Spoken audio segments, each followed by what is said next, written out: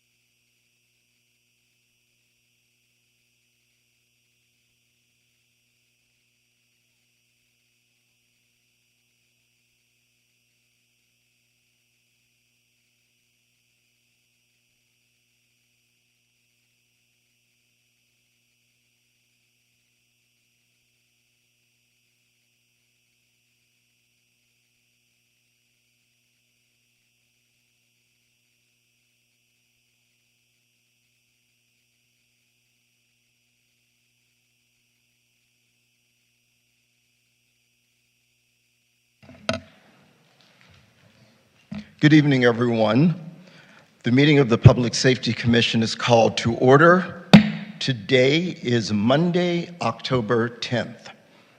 We begin to acknowledge that the land on which we gather and that is currently known as the City of West Hollywood is the occupied, unceded, seized territory of the Gabrielino Tongva and Gabrielino Kritz people. Also, I would be remiss if I did not mention that today is Indigenous Peoples Day. Commissioner Berger, will you lead us in the pledge, please? Yes.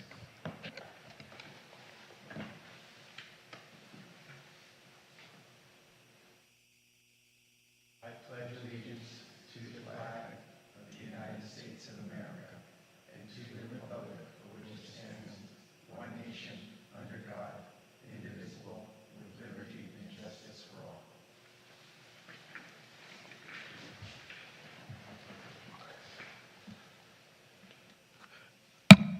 Commission Secretary, can I please get a roll call?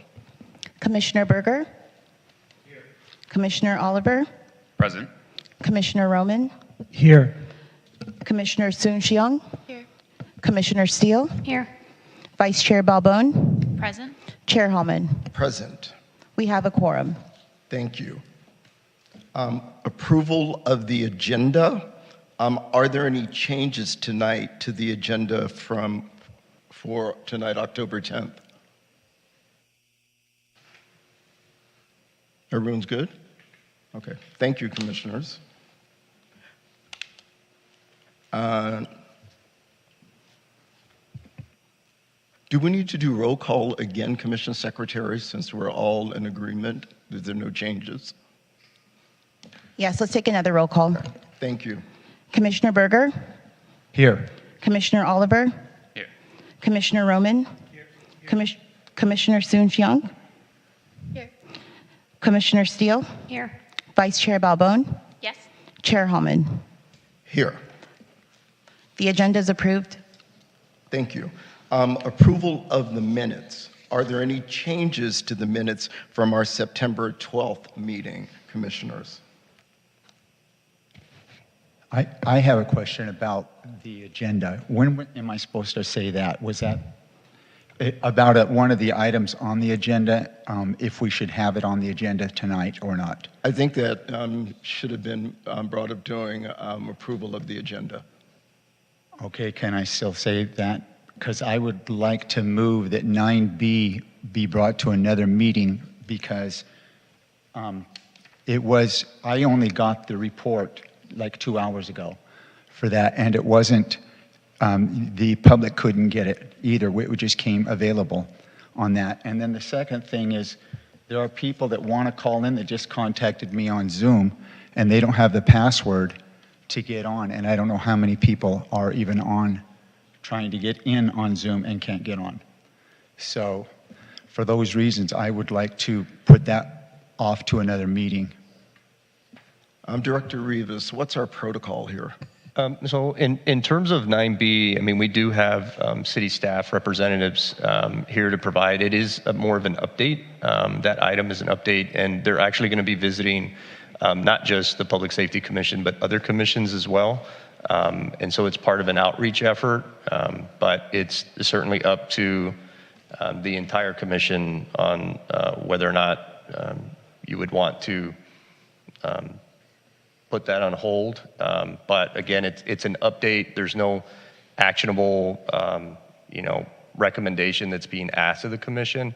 And what we could do, what I would suggest too, is let staff, since they're here, provide the presentation, and then we could even post the information on next month's agenda as well, so that folks could actually view it and digest it a little bit more, given the time frame that Commissioner Berger had mentioned. Commissioners, are we all in agreement on this? Does anyone have anything else to say? I just wanted to offer that this is a bill that was co-sponsored by the City of West Hollywood. It's gone through council. A lot of us have been really dialed into it, and the information's been very present for a long time. So I'm comfortable with city staff providing an update. Okay, Commissioner Soon-Shiong. I'm also comfortable. Vice Chair Balbone. I'm comfortable because it's just an update. Okay, Commissioner Oliver and Commissioner Roman. So Commissioner Berger, are you all right if we move forward? Yeah. Okay. Commissioner Secretary, can I get a roll call, please? Commissioner Berger? Aye. Commissioner Oliver? Aye. Commissioner Roman? Aye. Commissioner Soon-Shiong? Aye. Commissioner Steele? Aye. Vice Chair Balbone? Aye. Chair Hallman? Aye. Great. Public comments. Commission Secretary, do we have any public comments waiting in Zoom?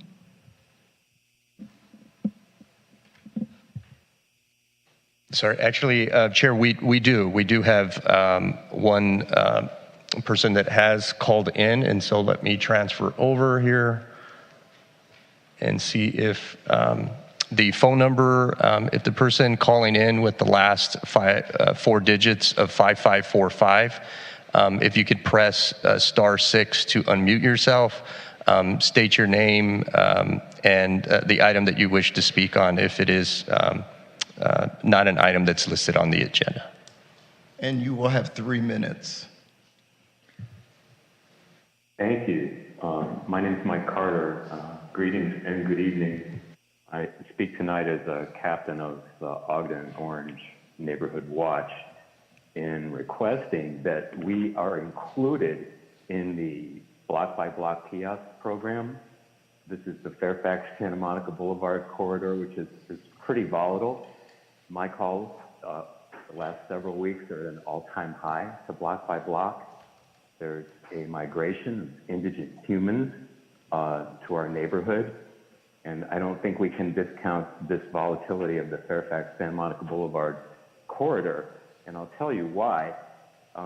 Lately I've been circulating in different political forums and meet and greets, and it's been mostly pleasant, but troubling is questions to me like, hey Mike, why is your neighborhood so dirty? Why are the heaviest reports of well-known indigent individuals populating the sidewalks, drinking, doing drugs, and refusing services in your neighborhood, Mike? And then there's an awkward silence.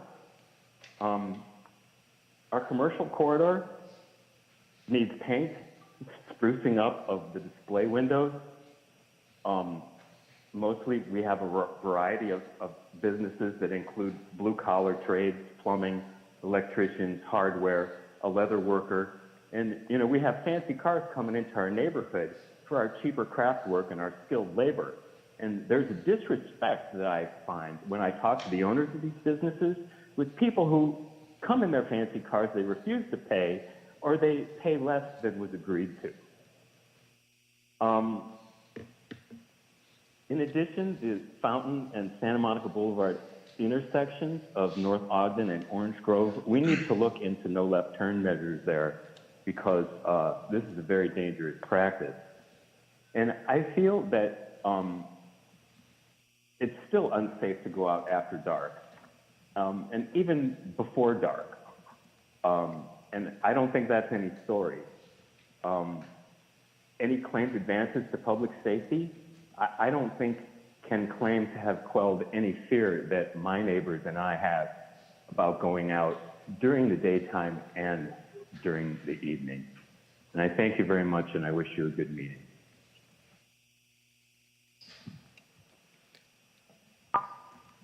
Commission Secretary, do we have any more callers waiting in Zoom?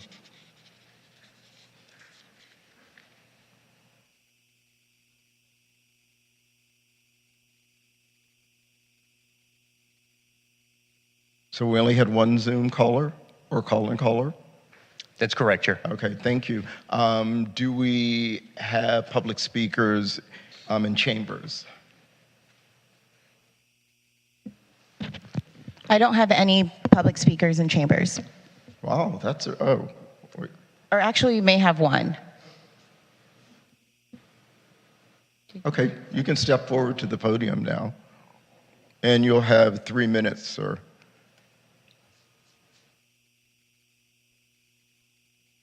That one, the taller mic on the podium, yeah.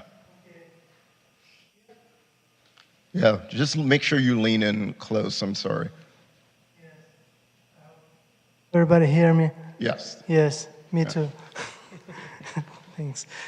Well, the thing is, I'd like to talk about the main disaster of our community, about people. People don't realize that there is a lot of other people who want to sleep at night. That's the problem. The main thing, our building is on the corner of La Brea and Santa Monica.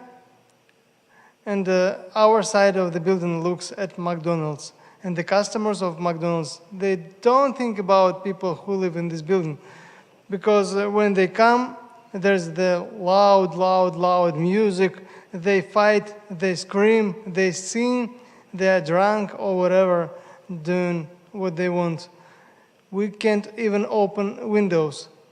I never open windows at night. And anyway, I hear all this stuff. You know, half year I was calling to police every night, as it was suggested in City Hall. But the thing is, when the police comes, there is nobody on the parking lot. So we can't improve this stuff. We need something. I don't know what to do. But we have a lot of children and elder people in the building. They want to sleep. The people working, everybody want to sleep. But nobody can because of, especially weekends. Friday, Saturday, Sunday, it's completely no sleep. Weekdays, sometimes, not always, you know, but usually it's very loud outside. So what can we do? That's all I can say. Thank you. Thank you. Director Rivas, is there a way this can be addressed? I'm sorry, in terms of the noise? Yes, correct. Yeah, we'll definitely have somebody, we'll forward it over to our code enforcement staff and have somebody go and check on it and circle back. And maybe I can get the community members' contact information and we could also follow up with you. So, yeah, that's the McDonald's on La Brea. That's, if everybody doesn't know, that's the only fast food restaurant in West Hollywood, and we hope they would go away. But in the meantime, is it possible to make them have like a security person that works Thursday, Friday, Saturday, and Sunday that they pay for? So it's not something that we could require, but we can definitely communicate with them and reach out to them and see if that's something that they would be willing to do. Yeah, because it seems like they've been complaining about this for a long time. So it seems like a really easy fix for me, like just to require that they have this. Yeah, we'll definitely follow up with them and circle back. If you could come back maybe in a couple of months and let us know if they improved or not. Or even call in. Okay, I just need dates when I can come again. And I think it would be helpful to definitely step up code enforcement if we can get that address on a regular check, you know, on nights and especially weekend nights, because I would imagine we'd need those kinds of citations to escalate the case to take further action. But first is identifying and citing any business with those kinds of impacts on the community. And also maybe block by block can get pass through there at those hours. That would be nice. And also maybe it's a high priority when they call for the police to come, because I'm sure that's like a low priority. So by the time they get there, the people are long gone. Yeah, absolutely. Yeah. So we're going to have a code enforcement officer go out there, as I mentioned, communicate, and then we can also have that same staff member going doing kind of spot checks in the weekend and the evening hours. We do have somebody who's working. So I think we'll start off from that perspective, and then we'll work our way through it. But I think it's important, again, we'll connect with the community member and follow up and let the commission know as well. All right, thank you, Director Rivas. Commission Secretary, I just got a notification from someone who's having problems getting in to Zoom to make public comments. Yeah, and I don't know if that's the same person that maybe communicated with Commissioner Berger, but we actually had a staff member that called in right now, and they were able to get in without having to enter in a passcode. And then Mike Carter, who spoke a little earlier, got into Zoom as well. So maybe we'll just make sure that the information does seem to be posted accurately. It looked at the website, so maybe asking them to try it again. Okay, thank you. Sure. Commissioner comments. Commissioners, do anyone of you have comments for this evening? I have one. I Vice know Chair? we're not doing any formal adjournment requests, but a former commissioner suffered a very sad loss, and I'd just like to have us think about them and maybe dedicate our condolences to them. And it's Jeff Wack. His husband, Mark Kellum, passed away. And I just think he was a meaningful member of our commission, and it's such a sad time for he and his family. So I just wanted to let them know that we're thinking about them and they're in our thoughts. Thank you. Thank you, Vice Chair. Any other commissioner comments? Commissioner Steele? Thank you, Chair. First and foremost, I stand with all Angelenos and West Hollywood residents calling for the firing of LA City Council members for their racist remarks recently, including Kevin DeLeon, Gil Cedillo, Nuri Martinez, along with LA Labor Federation President Ron Herrera. These kind of remarks by people in power and these levels of positions are in fact issues of public safety for our community. I was not here last meeting. Unfortunately, our family dog passed away, so I want to thank everyone who reached out with kind words, but I did watch at home. And there was an incident that occurred that I wanted to mention, and I've already talked to the chair about it, so this shouldn't be a huge surprise.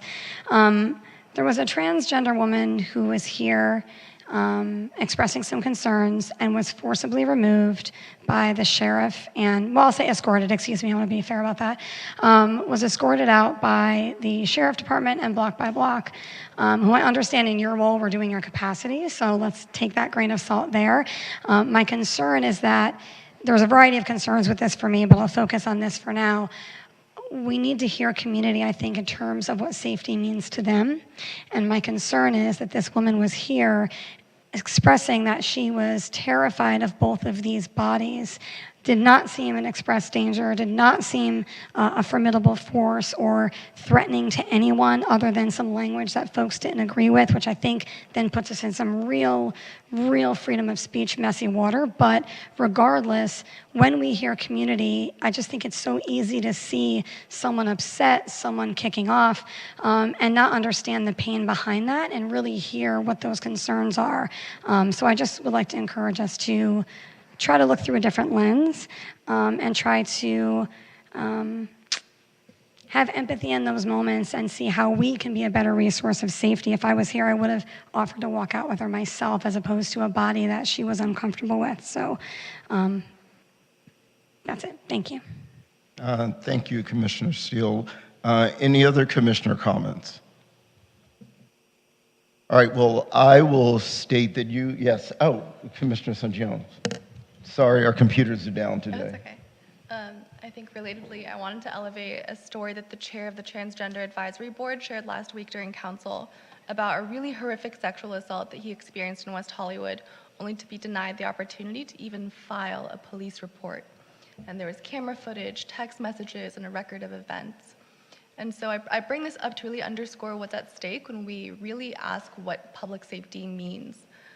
Something that he wrote was that afterwards, the sheriff went live on Instagram from one of the clubs that has the highest rates of drugging and sexual assault in the city to say that activists are a tiny fraction and they don't represent the community the sheriffs and club owners do. And something that I found really striking, even though this has been a topic of conversation for the past number of months, is that in the past 8 years, 0% of the sexual assault and drugging incidences have been investigated or solved. And so I really want to emphasize that as we talk about public safety interventions, it's important to keep in mind the stories and the voices and what makes people feel safe and listen to them in the ways and in the words that they are describing. Thank you, Commissioner Sanjian. Any other commissioner comments? And yes, Commissioner Steele, we did have a dialogue about the situation, and as I expressed to you at that time, and I will express it again tonight, having the disruptive individual removed had nothing to do with the fact that they are trans. They could have been a canary in the coal mine, but if you're disruptive in interrupting the meeting, you have to be removed. So the trans thing, I think, is a moot point. Also, I did attend the Holloway Home Key Project meeting. It was informative. There was a lot of not in my neighborhood. As I expressed, it can't always be on the east side. And as a city, we need to share the burden to help our unhoused individuals. It is the responsibility of us all. I believe there'll be further follow-up meetings. You know, this is just the beginning, but I do understand that residents do have concerns. And also, a big concern of mine, my target is at Santa Monica and La Brea. And now it's almost impossible to buy products off the shelf because they are locked behind glass cases. Now you need a targeted employee to open these cases. And I just think it's very sad.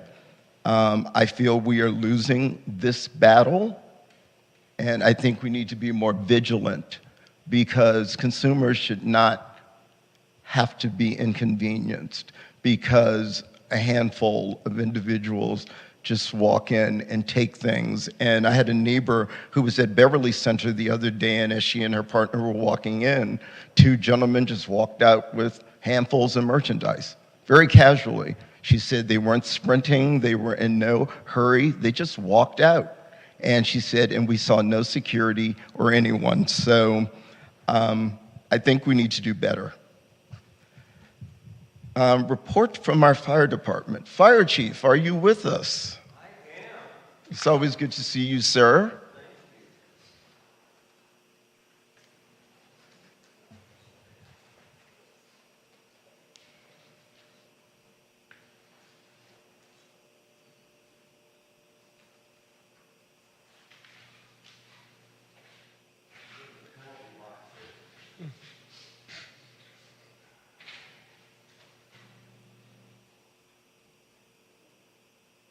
All right. You got me? Perfect. Yes. Well, thank you for your support to your fire department. As you know, we do a tough job with the city of West Hollywood, so we appreciate the support. I mentioned this last time I spoke about the different events that we've had and the support from the community with us. We like that interaction, so we appreciate that very much. I'd like to talk to September. We had a total of 630 runs within the city of West Hollywood, so that averages 20 daily. We did have 11 fires. We had 480 medical runs, and 133 of those required advanced life support, 184 required basic life support, and we transported 317 patients. We had 0 hazardous materials call. We had 4 hazardous conditions called.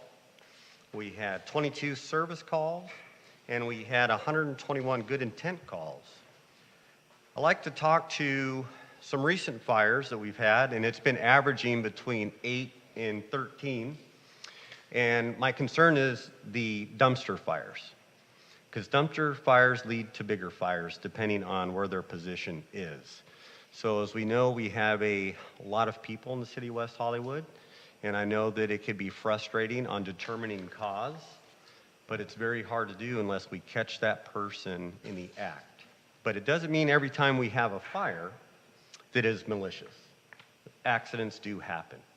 But regardless of how that fire starts, it could have some devastating effects to buildings depending upon where that dumpster is and its ability to spread. There's a lot of different factors with that. So I think for the messaging is we just need to be really cognizant of how we're disposing of our rubbish and how those are positioned around the city, because not everybody has the ability to have their own individual trash can that has curbside service for trash service. They use community dumpsters, if you will, or at those residences. So there's a lot of challenges that could be had. So I've talked about this for a year on stuff that can lead to other things. We did have one structure fire, and that was in a vacant structure at the 8000 block of Santa Monica Boulevard, and it did look like there was somebody experiencing homelessness. There was potentially a cooking fire, and with the swift actions of your West Hollywood firefighters, we kept it manageable, let's just say. So, but it did have some significant potential. Your fire department has great cooperation with our assisting agencies, and that's the LA City Fire Department, Beverly Hills Fire Department, of course, our Sheriff's Department, that are lockstep with us on those emergency calls, and we're highly appreciative to all of them for that, that working relationship. Is there any questions for me? Any I have a questions? closer too, but I want to start with that before I have my closer. Commissioners, any questions?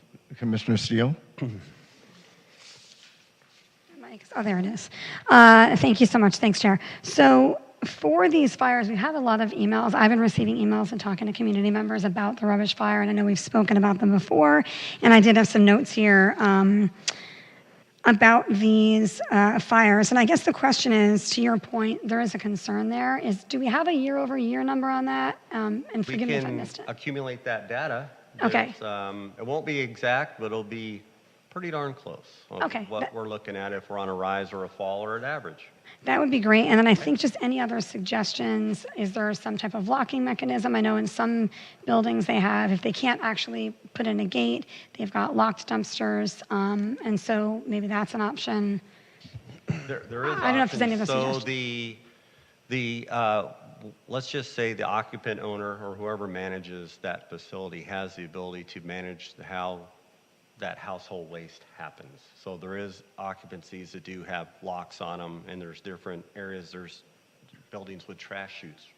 There's a lot of different ways, but it falls on the responsibility of the homeowner and or the occupant who owns the structure to manage that refuse.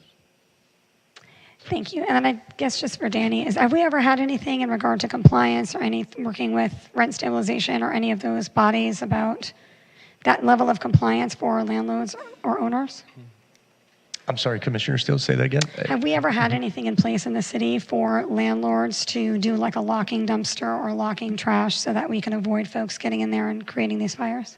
Yes, actually, we do have a process for that. And so we work with Athens, obviously, to make sure that they have the locking mechanism and the key. So that's certainly something that we could look into. They don't do it on every roll-off or dumpster, but for ones that we are having issues with, that can be done. Okay. So we can. Yeah. So the way that it works with Athens at my business and at my home, they provide the dumpster, and then if you want to lock for it, you have to pay extra.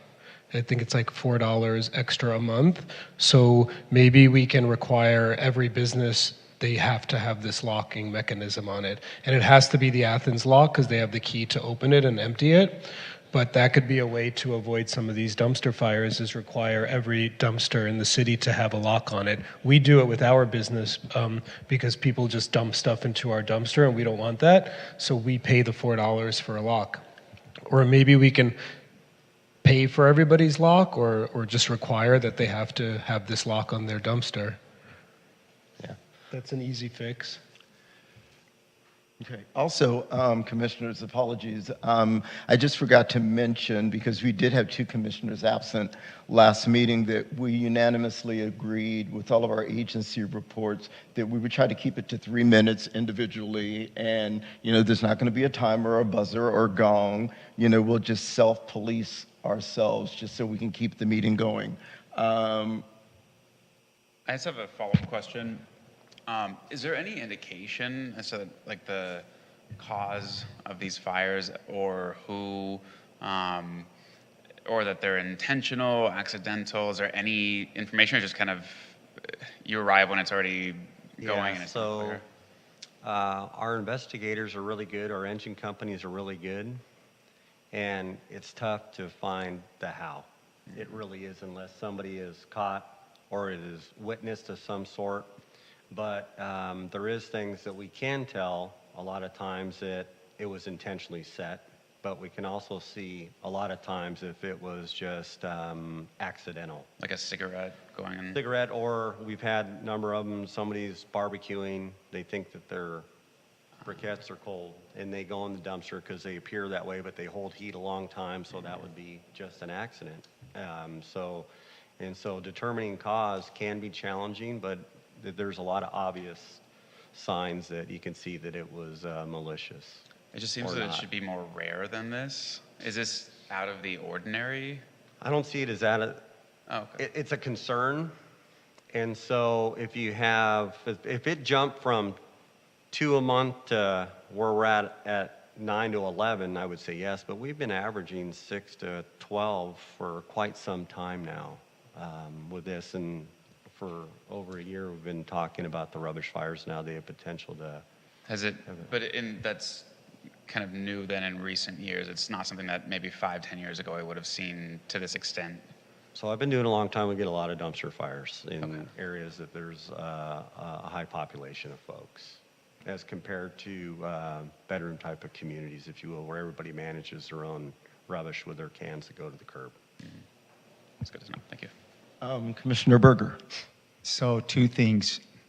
In order to catch if it is purposely or negligently by repeated people, same people, maybe some sort of a ring camera or some kind of a camera would probably be a lot cheaper than sending our and less dangerous than having our fire department go out and these possibly turning into structure fires. So I'm wondering if that might be something we can look into. And the second thing is the lid is closed. So if it was some sort of something that got in there and the people close the lid, I know a lot of these lids are like a plastic lid.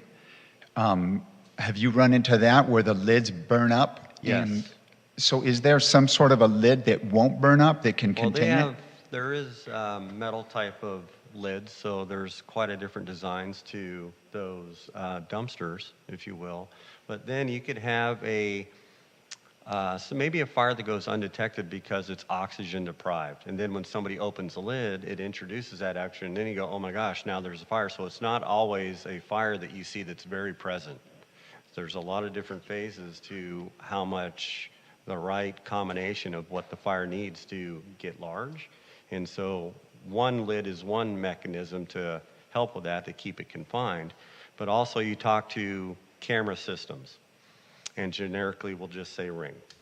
So when we go to a dumpster, our firefighters actually look to see if there is cameras, and we'll find out, hey, who owns that camera? We'll go and talk to them, say, hey, can we see your footage? And that may lead into an investigation and component with our organization and the sheriff's arson. So we routinely look at that, if there's any of that intelligence, if you will, through people that may have seen something there and or those type of camera devices that are out and about. It does help. I know that there's battery and solar powered, these cameras that are really affordable. So it's just something that maybe the city can even look into. All right, thank you, Commissioner Berger.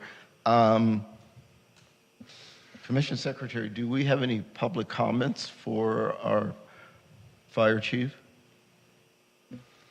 No public comment in chambers. And Chair, we do have a community member that was able to get in, and I think it's the same community member that was having some difficulty. So I don't know whether or not it would be speaking about this item or other, but would you like to have me call on that person to see whether or not? Yeah, I think before we do our sheriff's report, we should allow them to speak. And Chief, thank you. I have one more. I got my closer. You forgot? I'm sorry. I forgot about the big closer. The Community Emergency Response Team, CERT. So it's starting October 15th. It's a total of 20 hours, so 3 days, and it's going to be consecutive Saturdays starting the 15th and the 22nd and 29th. It's going to be at the Aquatic Center, and we have 30 people that are registered right now. So we're happy about that. So CERT is coming back. We're looking ready to get that moving, get the community involved. I plan on attending. I need to register. It's on my to-do list, so thank you. Yeah. Anything else, Chief? No, sir. Thank you. All right. Thank you for coming. Director Rivas, we can go to our Zoom caller. Great.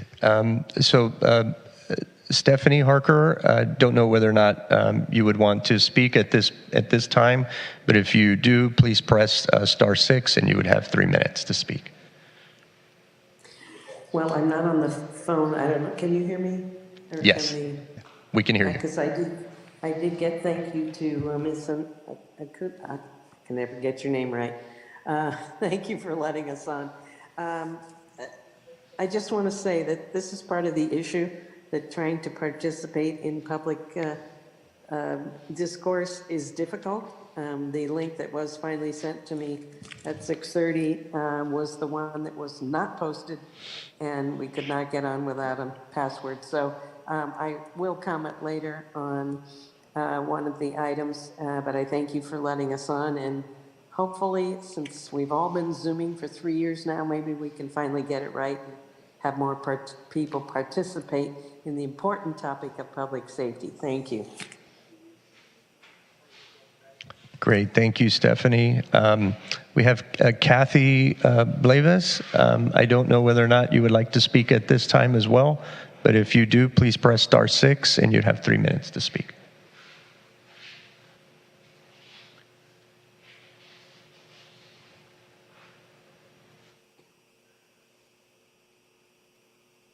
Okay, I will move on. We do have a telephone number ending in 8027. I believe that is Michael Vojkovic. If you'd like, sir, please press *6, unmute yourself, and you'd have 3 minutes to speak. Yes, good evening, Michael Vojkovic. I have no idea what agenda item you are on. And that is probably because if I caught part of what Stephanie Harper said, it wasn't me who read a 6:30 start time. This has happened again and again and again. And the fact that if one goes via the calendar on the city website to see what a meeting is happening, there is still no link to the current agenda for that meeting. And so one has to not click once, click twice, click thrice. One has to click at least 4 different pages to finally access the current agenda. And you all allow this to happen. Just like those who are supporting candidates, as well as those ultimately who get selected onto boards, commissions, and task force. These are the forums, like other forums that the city supports financially, where the conversation that I have heard firsthand is far worse than what was revealed today with LA City Council. And this is why this city, like so many areas in Southern California, are in trouble. Can anyone tell me what item we're on now, since there was a miscommunication again on the start time? I don't know what I'm speaking or I should be speaking about. What item is this? Michael, so this is general comment? No response. So, here I am at the Detroit Community Garden, where I've taken my own personal money to bring in soap dispenser, to bring in first aid kit, and for the past month, I have suffered from either leptospirosis or some weird type of meningitis. Why? Because there's an outbreak I just learned 10 minutes ago of field mice over at the Ralph's on La Brea. And there was just one little 3-inch mouse that took me down over a month's time, 2-stage illness, 2nd stage far worse. And what comes next? Well, WeHo is celebrating their Disabilities Awareness Month. So, along with the homeless initiative, let's serve a low-income disabled individual an eviction notice. Thank you for your... Michael, you have your 3 minutes are up. I have more than 3 minutes. That's your limitation that you put on me. No, I'm sorry, Michael. That is the limit. That's the limit for all public speakers. Thank you. So that is all the public participants we have in Zoom at this time, Chair. Okay, great. Thank you. Getting back on track. Sorry, Chair, can I just offer one thing? Oh, yeah. Hi, sorry. I have mentioned the time issues a couple times, so I just want to acknowledge what Michael said, and also sorry for any illness you're experiencing, but I do want to acknowledge it because I've mentioned it a couple times. There are different places on the city site where it does say different times, and there are times where if you click through, it says agenda, but it doesn't click through the agenda. On the main page it does, which is beautiful, but there are sub-pages on the site that if folks aren't aren't used to that main page click through, it does take you a little bit down a rabbit hole and you can't get the agenda. So I want to acknowledge that. We've heard it from several community members. And I'll try to dig through and see where those links are and send it to support. Director Rivas, can we have someone look into that on the city site and to make sure that the proper meeting time is stated? Yes, absolutely. And actually, I was on it right now. I mean, when I go to the West Hollywood Public Safety Commission, it does list the current agenda with the start time of 6 p.m. The title of the Public Safety Commission agenda, as you'll notice, says a special meeting. And the reason being is that we're starting 30 minutes earlier than what the Public Safety Commission it should be beginning their meeting on in terms of what's listed in the bylaws. So a couple of commission meetings ago, we had a conversation, right, about the start time, about moving it up to 6 p.m. as opposed to 6:30. And so, having a good sense of where exactly folks are going to, we'll take a look at that and report back. But I think the situation will clear itself when we get changes updated to our bylaws, which will now have the 6 p.m. Great, thank you, Director Rivas. Moving on to our report from our Sheriff's Department.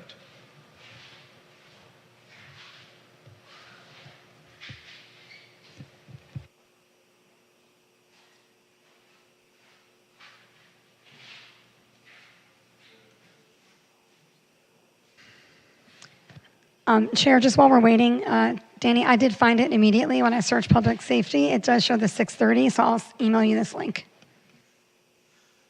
Good evening, Lieutenant Lapkin. How are you? Good evening, Chair, Vice Chair, and Commissioners. How are you? Let me get started. So for the month of September, we had 165 Part 1 crimes, which was one higher than last month's total Part 1 crimes. The West District was 61%, City Center was 12%, and the East District was 27%. Unfortunately, the grand thefts have increased this month to pickpocket increased from 14 to 24, and catalytic converter thefts increased to 5. Although we've had 11 armed robberies, 6 of those were Estes robberies, and just for, if you don't know what the Estes robberies is, those are the ones where they go into a shopping mall or something and security struggles with them, so there's a struggle ensued. Those are considered Estes robberies, so we've had 6 of those. The total of the thefts, which include the grand theft, petty theft, and vehicle burglaries, accounted for 64% of the Part 1 crimes. Out of those 64%, 57% of those were in the West District. City Center, again, had a small number. They only had 20 incidents that month. I can't say only, but it's a low number of incidents compared to the other districts. The East District saw, again, a surge in the Estes robberies. 3 of them were at Target. 1 of them was at T-Mobile, and the other one was at Starbucks. And just for clarification, the Starbucks and the T-Mobile was the same individual, and he was arrested for that. This month, we had a increase in the arrest. We had 233 arrests. Out of the 16 robberies that we had, 11 were armed, and there was 5 arrests for that. 5 of them were strong arm, and we had 1 arrest for that. Again, total 6 arrests for the robberies. There was 12 aggravated assaults, 11 incidents. There was 3 arrests, and 2 of them, unfortunately, were for the unhoused individual. And let me go back to the robbery. 7 of the arrests were unhoused individuals that committed those crimes. The COPS team and EPT team continue to do their undercover plainclothes operations, and we continue to do our footbeats through the parks. We continue to do footbeats east and west to try and reduce the number of crimes that are happening on the west side. Another note, Community Academy, like the fire department, they're starting their CERT program. The Community Academy for the Sheriff's Department is starting October 12th. It's starting up on Wednesday. It's 6 sessions on Wednesdays. We're also participating in During the community academy, there's a variety of things, but there's ride-alongs, there's jail tours, there's a few things that are part of the community academy. As far as I know, there was a question I wasn't here the last month, unfortunately I was at training, but prior to that we talked about training. We have started our rape treatment center training has come to the station. They're coming back again on the 19th, and we're doing in-service training, they call roll call training. We're also doing the Sheriff's Department started a training of the LGBTQ plus training. So we've had a total of 57 of our deputies have gone through the training, and we're going to continue to do that training until the rest of the station has gone through that.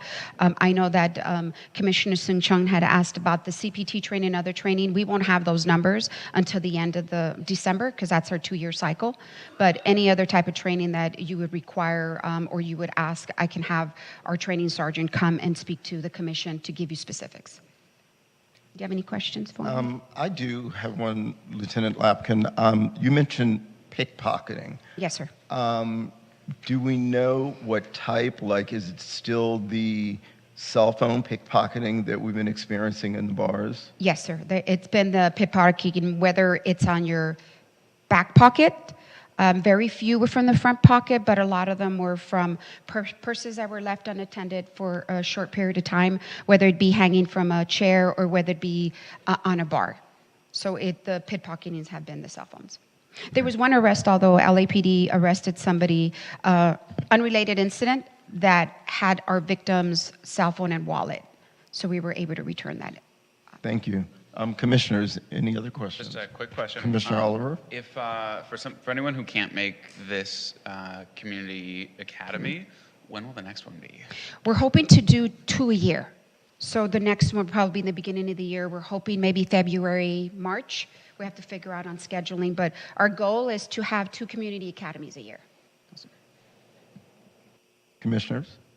Vice Chair Balbon? I have a question regarding the training. I know you said that your deputies are going through the training. What about the dispatchers? Everybody from the station. The dispatchers are deputies, our LETs, which are the dispatchers, and we've opened it up to our block by block. We're inviting our code enforcement officers as well, and parking enforcement as well. Okay, so, thank you. And I think we had I think Commissioner Steele participated in one of the trainings. Thank you.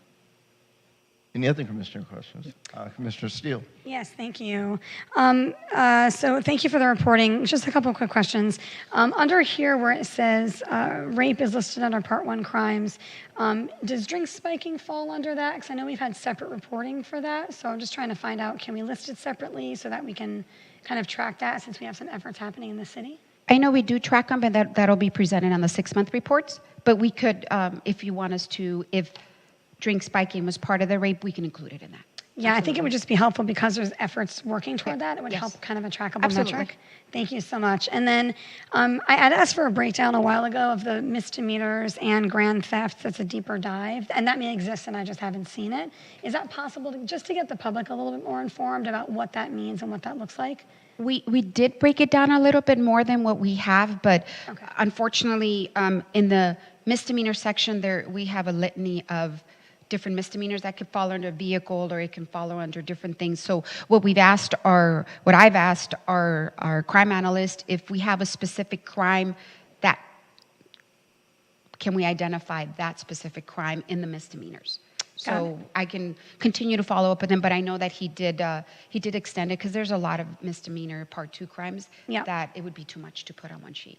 Okay, thank you. And I think one of the concerns there, or the thoughts there rather, sorry, was that when you see grand theft, that sounds really big to people. And then we're talking about pickpocketing, which we know is an issue, which we're making some effort on.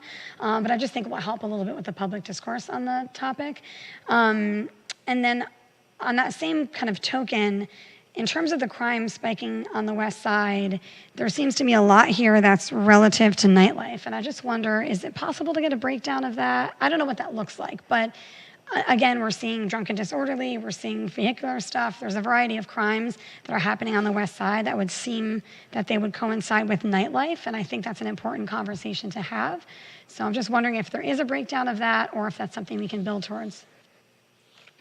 I can check, but I know that when we have like the grand theft breakdowns, I'll tell you that there was 24 pickpockets.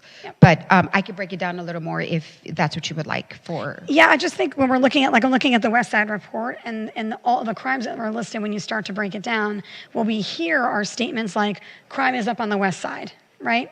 But what we know is we have a really robust nightlife community. We know numbers were down in August. They were back up in September, which is amazing for nightlife. That's going to affect the numbers we see reflected in September. So I want to make sure as we're kind of building that public discourse, people are getting that accurate information. So, marinate on it, whatever that might look like. I'm just trying to get kind of a cleaner picture of information for the public on that.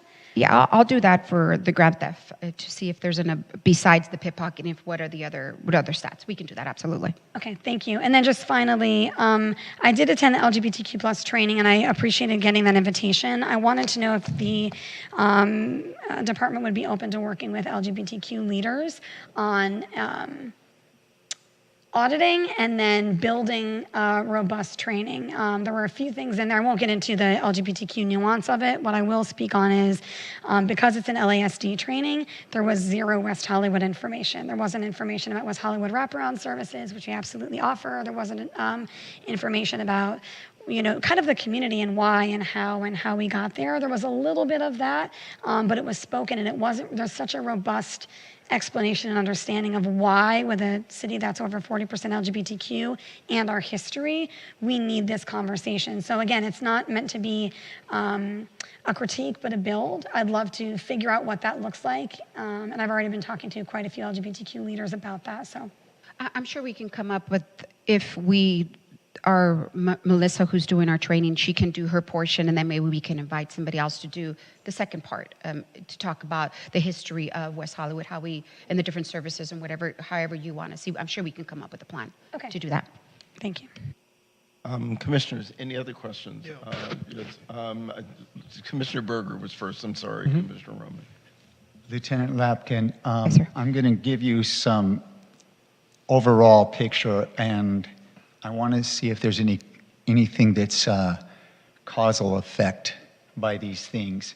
You, back in, I believe it was August, you increased the foot beats from 3 days a week to every day. You also all got training so that you could do undercover in the clubs. And then the crimes went down pickpockets went from 126 down to 30.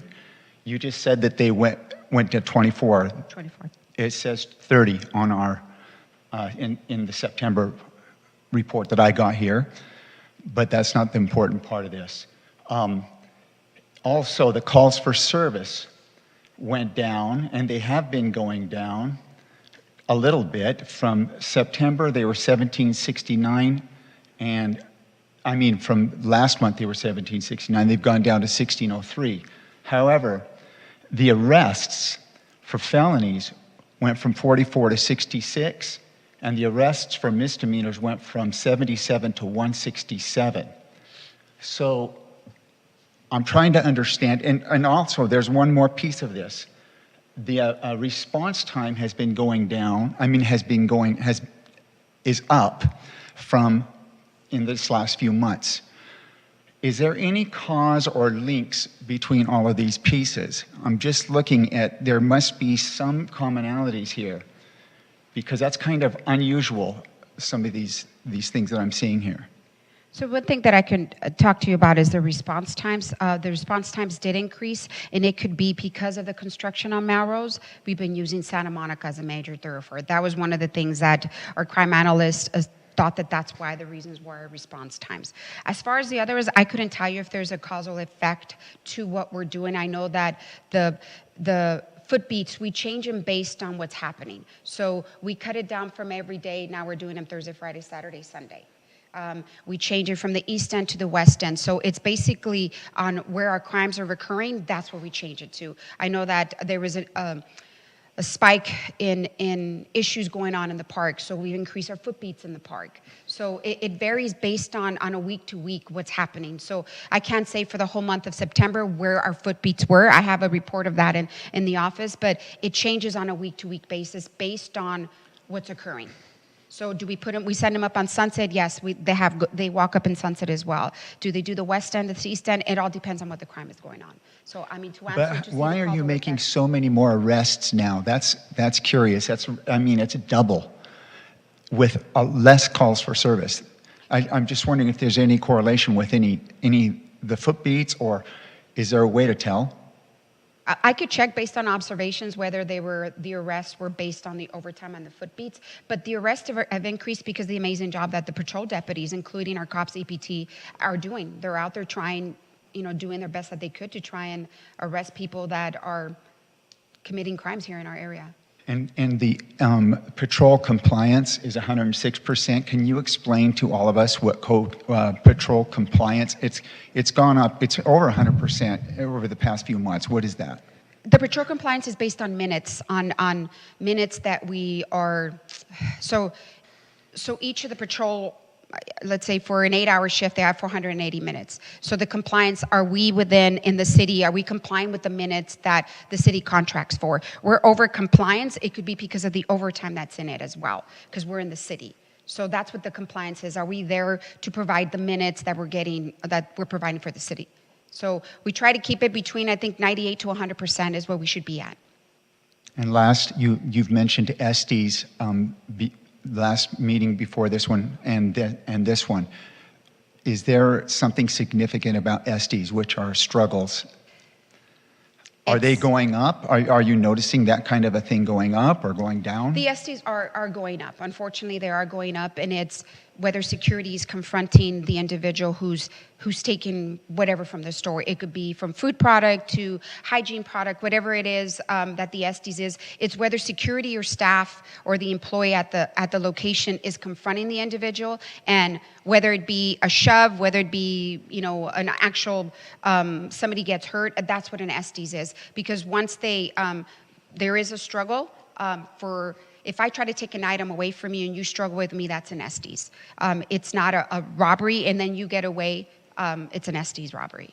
That's what that is. Okay, thank you. And the last thing is something for the data, possibly. The block by block they're putting their columns on city center for their calls for service. They're city center, mid, and west. We haven't done that. That would be nice to see those equivalents, the calls for service, and you guys put those in the same sort of columns. Break it down. We break it down based on. You did the percentages of the total. Okay, from us, do you want? If it's not too hard, put the numbers on east, west, and center. Just the calls? Yeah, the calls for service, because block by block does that exact thing. I will just check. As a comparison, so we can compare those two. I can double check with my crime analyst to see if it's possible. Okay, thanks. I'm Commissioner Roman. Yes. Hi, Lieutenant Lapkin. We used to get the police report every week, and we don't get that anymore. Do you know why we stopped getting that? The Nixle report? I know that Brian, our crime analyst, sends it out every week. I get the Nixle. The last one we got was September 12th. So it happens all the time. I'll double check. Yeah, it happens like we'll get it for a few weeks, and then it'll just stop coming for a few weeks, and then it'll come again, and then I'll email Mulder about it, and he'll say that the person that does it is on vacation, and so it's really important. Like, I go off that report, I break it down, and then I send an email to council about it, and so the last one that I got was September 12th. I'll double check on that, but I know that if Brian's not here, then I got him. You sure? Yeah, this is the last one I got. It's right Yeah, here. I'll double check because I receive them, but I'll Yeah. double check. I mean, I'm not saying, maybe there's something going on with that, but I'll double check because he does send them out weekly. But if something is going on, then maybe I could send them out myself. Maybe the alert, because I think I've gone on Nix. If you go directly on Nixle. Got it. Yeah, I usually get it texted to me, and I haven't gotten it since September 12th. Okay. So the foot patrol, what about the bike patrol? Have you guys ever figured that one out? The bikes have been ordered, but they have to get retrofitted with all of our stuff. So You've been saying that literally for 3 months. Years, I think, years. To me, Mulder's been telling me for years now that he's ordered them. And so I even offered to give them to you guys for free. So I don't know how complicated it is to order a bike, but it's really easy to do. And so to retrofit them, we retrofit them for the LA, the police department all the time. We get the stuff put on it that they need. And I just think that it's I will telling. find it. I will find it. I'll get an ETA and a specific date because the last and you should have electric bikes because biking up to Sunset Boulevard is not fun. So you should have electric bikes. And also the foot patrol. I've lived in the city for 21 years. I've never seen a cop walking the beat, ever. I ask everybody to tell me, all the people that work at my company. So when you say that you have beat cops out walking, are they in Boys Town? Are they in the entertainment district on Thursday, Friday, and Saturday nights, like walking along between Robertson and San Vicente? Because that's where they should be, and in the park as well. So Thursday, Friday, Saturday, they are on the West End? I've never seen them. I'm out all the time. So I've never seen them. I've never heard anybody tell me they've seen them. You said once that you saw them? I've seen out on the, like by the bars. I've seen the team out. Maybe we can step up the patrols around La Cienega. I mean, it's just, there's a lot of pickpockets going on the weekends in that little area right there. I think the help of the police presence and block by block all around there would really deter people from pickpocketing. But I've never seen a cop walking around West Hollywood anywhere. I live on Laurel and Sunset. I work on La Cienega and Santa Monica. I bike all over the neighborhood. My son goes to school next to the Whole Foods. I've never seen a cop ever in my life walk, ever. So I really hope that they are out there. I've just never seen them. You know, also, Lieutenant Lapkin, with the beat patrol, it would be beneficial to the east side because the morning hours on the La Brea corridor between Fountain and Santa Monica can be a little dicey. I know we had an individual last year who had set a fire in front of a business. So I just think it would be beneficial in the early morning hours on the east side if we had, some beat deputies walking. Okay, I can add that. Commissioner Seal? Yeah, thank you, Chair. Can we just get a report moving forward of how many beat patrols are happening in what neighborhoods? I get them on a weekly basis. Okay, can that be included in the weekly report that we get that Commissioner Roman requested? I think that would be really helpful for us to see, and then we can keep a sharp eye out. I haven't seen anyone either, but maybe that will help us. And we did also get feedback in that nightlife safety meeting about additional presence late night, right there in the Rainbow District, and getting folks out there. So has that happened yet, or is that going to happen, or what's the? They're there. They're mainly from Robertson to Sandvik. And is it a certain time of the night, or is it throughout? What's the?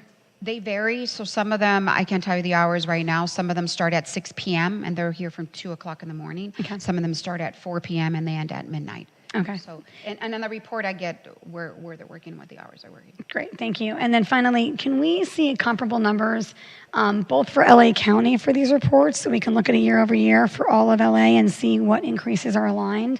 A lot of times, it's West Hollywood's this. If the numbers overall are aligned with West Hollywood and the nation, then LA and the nation, it gives us a better kind of understanding. I'm asking if we can have LA County report numbers for these crimes to match a report for West Hollywood. And I don't know if you can or not, but you can. I'll have to ask our crime analyst, to be honest. I'm not sure. Okay, thanks. And then, Danny, I've asked for a year-over-year report a few times so we can get dating back to pre-pandemic so we can really get a much deeper dive on all of these. Is that still in the works? And I'm sorry, are you referring to the calls for service, Part 1 crimes, Part 2 crimes, or all the above? Part 1 and Part 2 specifically. Yeah, we do. That is in progress. Actually presented some of that information at the last commission meeting. But yeah, we'll definitely start including that as well in terms of what what was reported, right, and what is reflected pre-pandemic. So we actually went back to 2016, so 2016, 17, 18, 19, of course, right, leading up until this year. So it's just a lot of manual data entry, but yeah, the goal is by next commission meeting to have a new set of data that will have that. So yeah. Thank you. Yep. Commissioners, any other questions for Lieutenant Lapkin? Commission Secretary, do we have any public comments? No public comments in chambers. And Chair, we do have a number of community members or callers that are in Zoom, and I do see one of the hands is raised, so I will transfer over there and we'll start doing that right now. Thank you, Director Rivas. All right. Yola Dore, if you could please unmute yourself, and you'll have 3 minutes to speak. Hi, my name is Yola Dore, West Hollywood. Good evening, Chair, Commissioners, and honored guests. I just wanted to say a couple of words about Disability Awareness Month, which now it is, and the vaccination on the 20th at Great Hall, Long Hall patio there from 10 to 1, and also our televised on the 26th on Zoom. But the other thing I wish to speak to you about is I couldn't get into your meeting without some help tonight again. And I really am concerned about these bathrooms. I'm concerned for persons with disabilities. I cannot speak for everyone, but I can tell you it was problematic previously when people would go in the larger bathrooms and we had no place to go. So I don't know about the design, but I can tell you that I personally feel this issue should come before the Disabilities Advisory Board before it goes further. I thank you for your time, and I appreciate each and every one of you do in volunteering to participate for our city. Thanks. Thank you, Yola. Director Rivas, do we know our other callers that are waiting in queue, are they waiting to speak on item 8B, the sheriff's report? Or are these individuals that possibly couldn't have gotten in earlier? There's no way of knowing without asking, so. Okay. Yeah. Would you like me to ask her to see if whoever else is called in, if they'd like to speak now at this time? Yeah, how many individuals do we have in queue waiting? We have 3.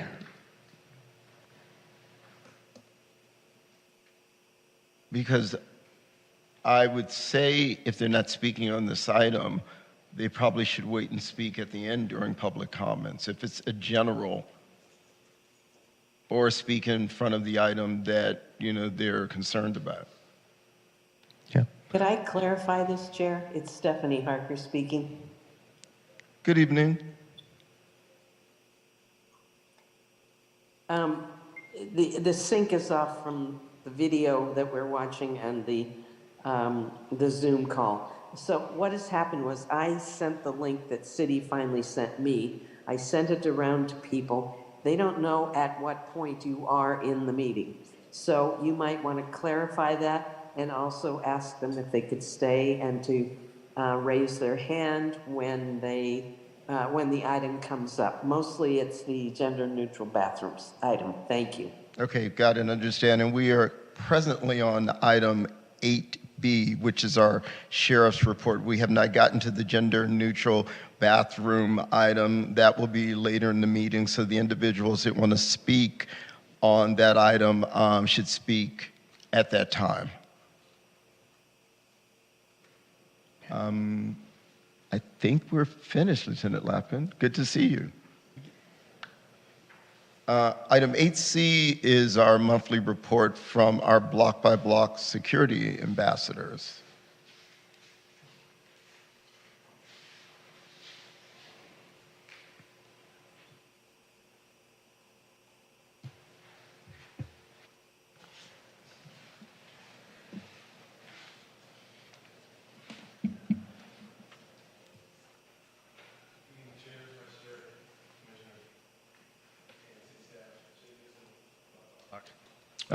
Shib, we can't hear you. Oh, sorry. Can you hear me now? Yes, thank you. So, good evening, Chair, Vice Chairs, Commissioners, and City staff. Shay Gibson, Block by Block, here to give the September report. In September, our guys and gals have basically been maintaining the things that they do month in and month out. Our main focus, mainly for September, was the hiring and recruitment for the 30 ambassadors who would be on foot patrol starting October 1st. So the whole month was dedicated to hiring, processing, onboarding, and then training, and then of course getting acclimated to the area. So we have launched since October 1st. We have placed a new kiosk out at the Ramada. It has been receiving a lot of visitors, which is good. And I think from some of the residents' response, they're happy to see us more on the west side since October 1st. So basically, that's really the gist of everything that's been going on with us over at Block by Block. We definitely just been trying to get this, it hasn't been easy, but we definitely been trying to rally up the troops so that we would be ready for this launch. Any questions in regards? Have you completed the hiring? Yes, we have completed the hiring. I'm constantly hiring though, constantly. You do have individuals that will come and think it's a certain type of, have a security background and think that it's a certain type of security job, but it's a little bit different than that. It's a lot different than that actually. We're not sitting around, we don't have a lot of posts. We're not opening up gates and doors and things of that nature. We're patrolling the entire district and trying to see to the safety as best as we possibly can. Okay. So, to your question, yes, we have reached the goal, but I will continue to hire to try to make sure that I have the best possible people out there in the field. You could possibly also benefit from electric bikes as well, couldn't you? Yeah, well, we actually have 2 electric bikes that we picked up from Danny. I appreciate it. Thank you. Oh, thank you, Commissioner Rivas. I have some questions for you. So when you guys are hiring, I think that hiring from within, hiring people in West Hollywood that live here, even people that might, be older and just looking for a job and want something to do. There's a security guy that works in Sprouts. Amazing. Like, he's friendly with everybody. He patrols really well. He's great. He's probably like in his 70s, and he's amazing. He's a local WeHoan. So I don't know if there's a way for you to like directly advertise and hire people that live in our city. I think that would be amazing if we could do. Maybe the neighborhood watch community people, that somebody there is looking for a job. Also, so I think that would be a great start for you guys. And then the kiosk that's out at the Ramada, I think that it may have been needed there before when the Starbucks was open, but now that the Starbucks is not open, that area is kind of dead right now. So I don't know if there can be a better place for it than that corner. I know that back in the day it used to be a hot spot, but that Starbucks is not there and nobody's really congregating there anymore. So something to think about. And yeah, no, that's all I've got. So we definitely try to hire from within, as far as in the city of West Hollywood. Whoever comes to apply and can actually do the job, I have no problem bringing on. So if this particular individual is fantastic, I would like to meet this person. That would be great. We can look at a different placement as far as the kiosk goes on that, but I'm sure we want to keep it in the same corridor or the same block as the Ramada. But we can look at a different placement in that section. Yeah. And also, you can, I don't know if you work with those veteran companies, but they email us all the time. I'll forward you their email, but hiring veterans would be a great way to go as well. Sounds good. I appreciate it. Vice Chair? So I wanted to ask, how long does the training take? Because I've noticed quite a few ambassador in training folks out and about, doubled up. So I'm just curious, how long does that take? Typically, training can take about 2 weeks. Some of the ambassador in training that you see, their guard certification hasn't necessarily came in yet. It may be on standby or on hold or in the process of coming, and that's why you're seeing that. Okay. And I agree with Commissioner Roman that the Starbucks on the corner may not be the right spot, but there's the bank there, and there's the people who are coming out of the Ramada on a regular basis, so it might be good to just shift it a little bit down the block. And the only other question I have about that is the hours seem a little funny to me because I see a lot of people walking around in the mornings and the evenings, and that one's daytime. So I would suggest looking at the hours just to see how that's going. Okay. I've noticed a lot more people walking around from the ambassadors program as I do my walking.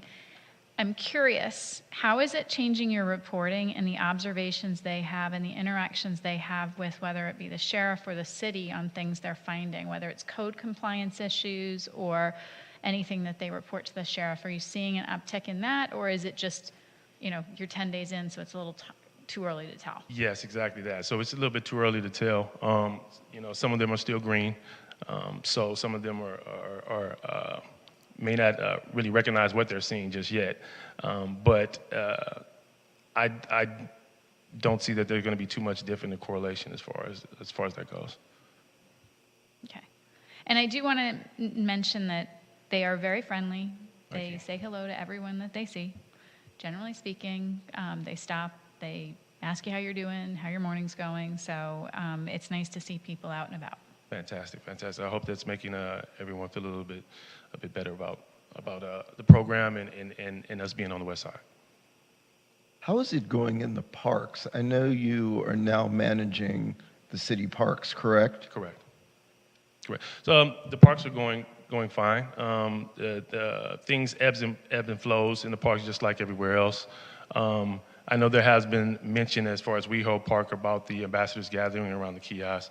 I don't know exactly what time people are seeing this, but they do happen to change shifts. So there's typically not 4 or 5 ambassadors at the park at the same time anyway. So if that's happening, that's probably what's going on during that time. But as far as the conditions of the park, things have been well. I know for a fact, since I've been visiting WeHo Park since we first got over there, there was pretty much unhoused persons scattered about everywhere. Now it's not the same. It looks a little bit different. You still have unhoused persons who will lay at the park and things like that, but most of the alcohol bottles and things that you were seeing beforehand, which kind of made it pretty much uncomfortable to even use the restroom, the exterior restroom over there. I don't see that anymore. Thank you. So the unhoused people that are in the park, so there's like WeHoville stories about pictures of the security ambassadors with like unhoused people passed out and, what are they doing? They can't do anything. So just to be clear, you can't kick them out. They're not doing anything wrong. They can be there. If they're drinking alcohol, you could tell them to throw the alcohol away, or they're smoking cigarettes or doing drugs, you can tell them to stop, but you can't just go up to unhoused people and tell them to get out of the park. This is correct. Yeah. So these articles that are coming out are just false, and it's just like misleading and dangerous. So, unfortunately. Yeah. Okay. Thanks. And quick question: would you be able to add that McDonald's to the regular route for a while, just to? Absolutely. I mean, we get several calls from McDonald's throughout the day. Yeah. So, yeah, absolutely. Okay. Especially at night, like as people are drunk and come in there and hanging out in the parking lot. Absolutely. Cool. McDonald's needs to hire their own security. That would alleviate this Yes, problem. they do. I live a block from there. They need to take some ownership for totally. their property. Commissioner Steele, did you have questions? Yes, I just want to agree with what you just said. I think a lot of times we, offer up the sheriff's time, we offer up block by block time without maybe doing kind of that research on what are we calling for with code compliance and what do these businesses need to be providing. And I think it's a McDonald's. They need to be able to provide security, and I don't know that there's folks coming in and out. That's right on the edge there. So I don't know how much of that is WeHo traffic, but it affects our residents, and I just think they need to pony up. So whatever the best way is to have that conversation in terms of compliance and enforcement. In terms of the Narcan, I know Commissioner Oliver brought up the Narcan distribution being offered by block, which I thought was brilliant then. I know we've touched on it since, and my question is, where are we with that? I know that you said it was part of the training for all block by block, but you were working on getting it. Is that still happening? Can we have an update? So we actually have it. Hey. We actually have it. I haven't released it to the public just yet, but we actually have it. They have completed Narcan training, so probably starting this week, they'll start to carry it on them. We got to get you a PR team. Okay, that's amazing. Thank you. I guess, so Danny, are these things that are going to be going back to council? I'm assuming obviously the information will get to council, but I think these are two giant things that have been we're waiting on in terms of the hiring. There's been a lot of public conversation around the hiring. That's complete. That feels like something that should be talked about in whatever space makes sense. And then specifically that block by block is now offering Narcan when you're ready for that release date. I think would be really important for the city to market and let the public know this is another great resource to utilize. Our officers have this training. Our block by block has this training. This is a mechanism of saving lives. So I'd love to see them drive communications to get a marketing piece attached to that. Yeah, absolutely, Commissioner Steele. Yeah, so the last council meeting, we actually provided a comprehensive update to the city council. The staff report detailed more or less where block by block was at that time. It did outline everything that you're mentioning, from Narcan to training, to the implementation, which, as Shay had mentioned, is October 1st. So all of that was anticipated to be in place by then. What we also did is we hired a consulting communications firm to help kind of market, right, and do an educational campaign in the community. And the plan is to return back to the city council, whether it's the beginning of the year or at the end of this calendar year, with an additional update to discuss, public safety as a whole. But we'll definitely detail and update information as it relates to the expansion of the program at that time too. Thank you. I think I missed that timing in the council report, and I'm thrilled about the marketing. As you know, I've been pushing for this for years. We need it desperately, so I'm over the moon to hear about that and look forward to seeing what that actions, because what happens is these things get pushed forward and then there's no plan attached to that, right? And that's not to say they don't want one. There's no timeline, there's no marketing plan, and then it falls to the wayside and we're a year later asking where things are that could be marketed and could save lives immediately. The final thing that I had was I just wanted to add, two things, excuse me. One is if we could get time blocks. I know I was asking Lieutenant Lapkin about the time frames for some of these things. I think having, again, a breakdown, and I know there's a lot to kind of collate, but looking at where these crimes are happening and the time frames, to Vice Chair Balbone's point, will help us use these service providers in a better way. If we know that, the daylight hours aren't working, but from 4 to 7 we've got a spike, these are adjustments that can be made, but we need to have the information from these resources. And I hate to put more on your plate, Danny, but however we can build towards that for the next few months to getting that, it will help us drive these conversations of when we're launching programs to know the best time. We learned from Nightlife that they need folks there at 2:30 a.m. I know we just heard a shift of 6 to 2.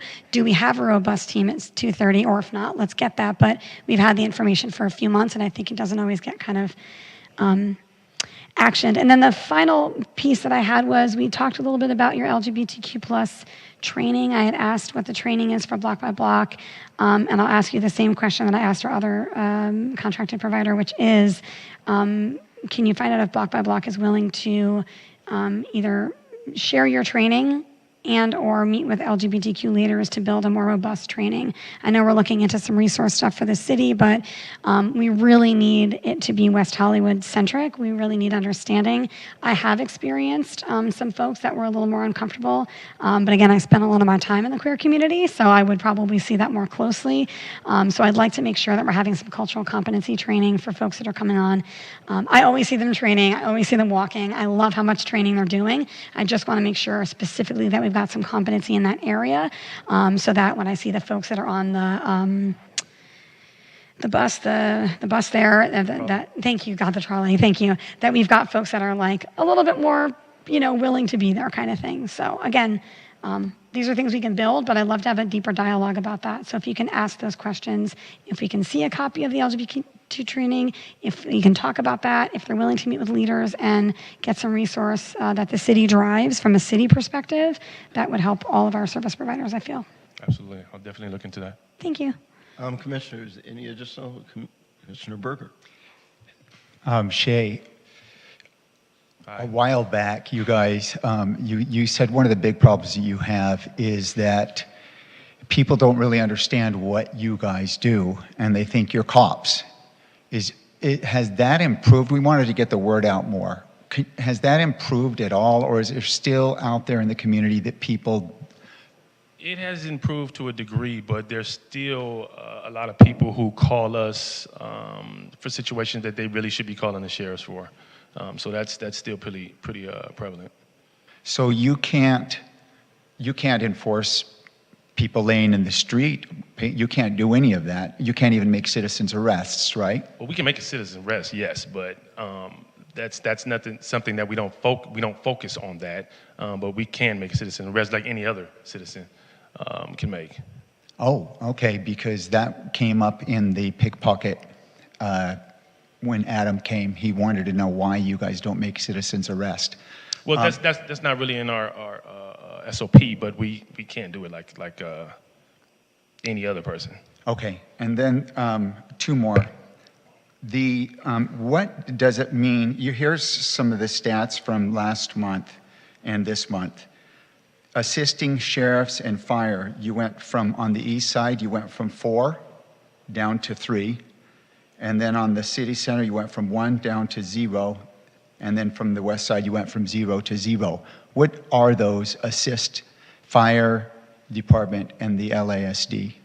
Anytime we are asked to stand by a certain situation, for instance, if it's a possible fire that they put out and it may be a transient presence that's coming in and out, we may be asked to stand by to monitor that situation. Or as far as the sheriffs go, whenever we're calling them out, it's kind of like the same thing. Whatever assistance they're asking us for, that's what that is. Okay, and the last one is the scooters went down. I'm glad you guys started that. You're moving the scooters, went from 213 and 171, both went down, and 171 to 154. Have you noticed, and maybe Danny, you can notice this too, if ABM's numbers are going down on the scooters, does it seem like people are putting the scooters away more, or? So what I have noticed is that even with the bikes, so there's other like line bikes or things that's out, I have noticed that they're kind of lined up a little bit more neater now on the street, going down Santa Monica Boulevard. You still have your, few scooters and bikes that are dislodged or knocked over, but I have seen a change as far as how they look on the street. Yeah, I have kind of noticed that, but maybe Danny can speak to that if that comes on, about ABM and the scooters, how that's going. Okay, thanks, Shay. Thank you. Any other commissioner questions? All right, thank you. Thank you. Good to see you all. Moving on, our next agenda item is... Chair, I'm sorry. Oh, I'm sorry. We actually have public comments. Yes, we sorry, do my apologies. It's okay. Stephanie Harker, you have your hand raised. If you wish to speak on this item, please unmute. You have 3 minutes. I do. Thank you, Danny. Thank you, Chair Holman. Apologies, Stephanie. Before you start, Shay, we might need you back in the box. I'm sorry. I think we have A question, is this block by block related, Stephanie? Yes, it is. Okay, just waiting for Shay to come back. My apologies, I skipped over public comments. I think that was Shane come back, wasn't it? No, I'm kidding. Okay, thank you, go ahead. First of all, I've always been a champion of block by block. I'm glad they're there. I was glad in the beginning when they arrived. Happy that there's more of them there. My concerns are actually for the block by block ambassadors themselves. I think that at one point Mace was considered. I'm wondering if that's still on the table. You know, we send out our sheriffs with bulletproof vests and a gun and a nightstick and whatever, a taser. I really feel like the ambassadors who are doing a good job are putting their lives on line with not much to protect themselves.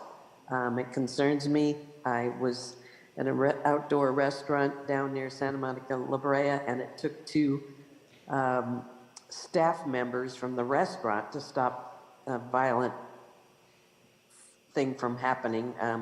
The person on the street was trying to throw a metal chair at the guests at the restaurant, and there was no one around. And again, I feel that safety for the ambassadors is also paramount, and I hope that is being looked into and an eye kept on it before something happens to one of them, because they happen to be standing at the kiosk and have a uniform on. Thank you.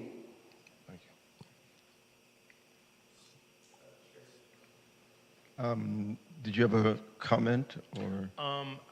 So if we were at one point in time using pepper spray or anything like that, it hasn't been since I've been here, so I'm not familiar with that.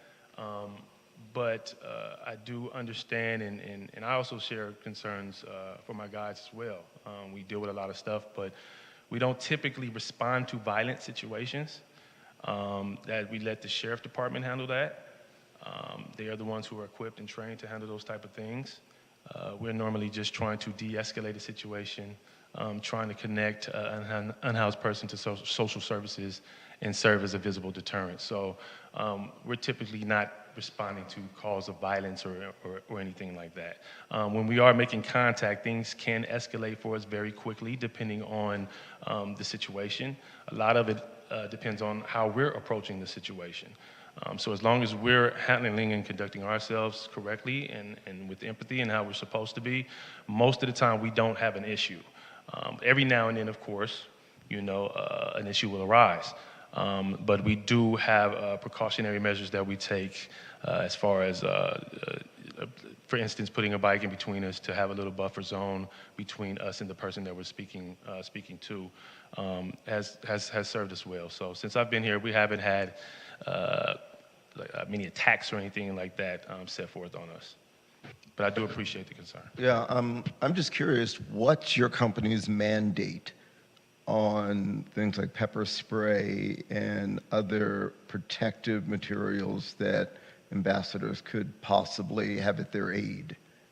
I would really prefer like David or something to speak to that, because as far as I go and the account goes, we've never dealt with that stuff. So he may know further because he was here at a time when things were a little bit different. So he may be able to speak to that, or I can ask him and then return that information to you. Okay, great, thank you. Do we have any more callers in queue for block by block? No, if there's anybody that's in Zoom that would like to speak on this specific item, please use the raise hand feature or unmute yourself, and you would have 3 minutes to speak.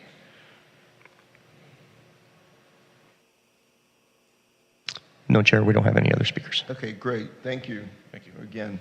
All right, now moving on to item 8D, request tracking and commission calendar. Commissioners, does anyone have comments on our commission's request tracking and calendar? If so, the questions can be directed to our staff liaison.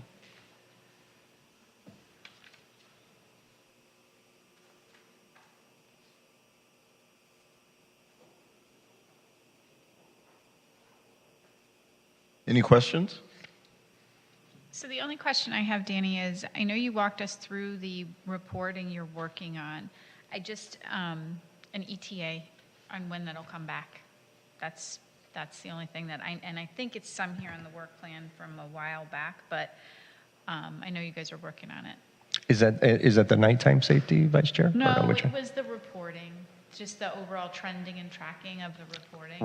Right, yeah, and I know Commissioner Steele had asked that too, and so yeah, we're working on it, and so what we're really doing is looking at going back to all the public safety monthly reports, and those are reflected for members of the public to also view as well.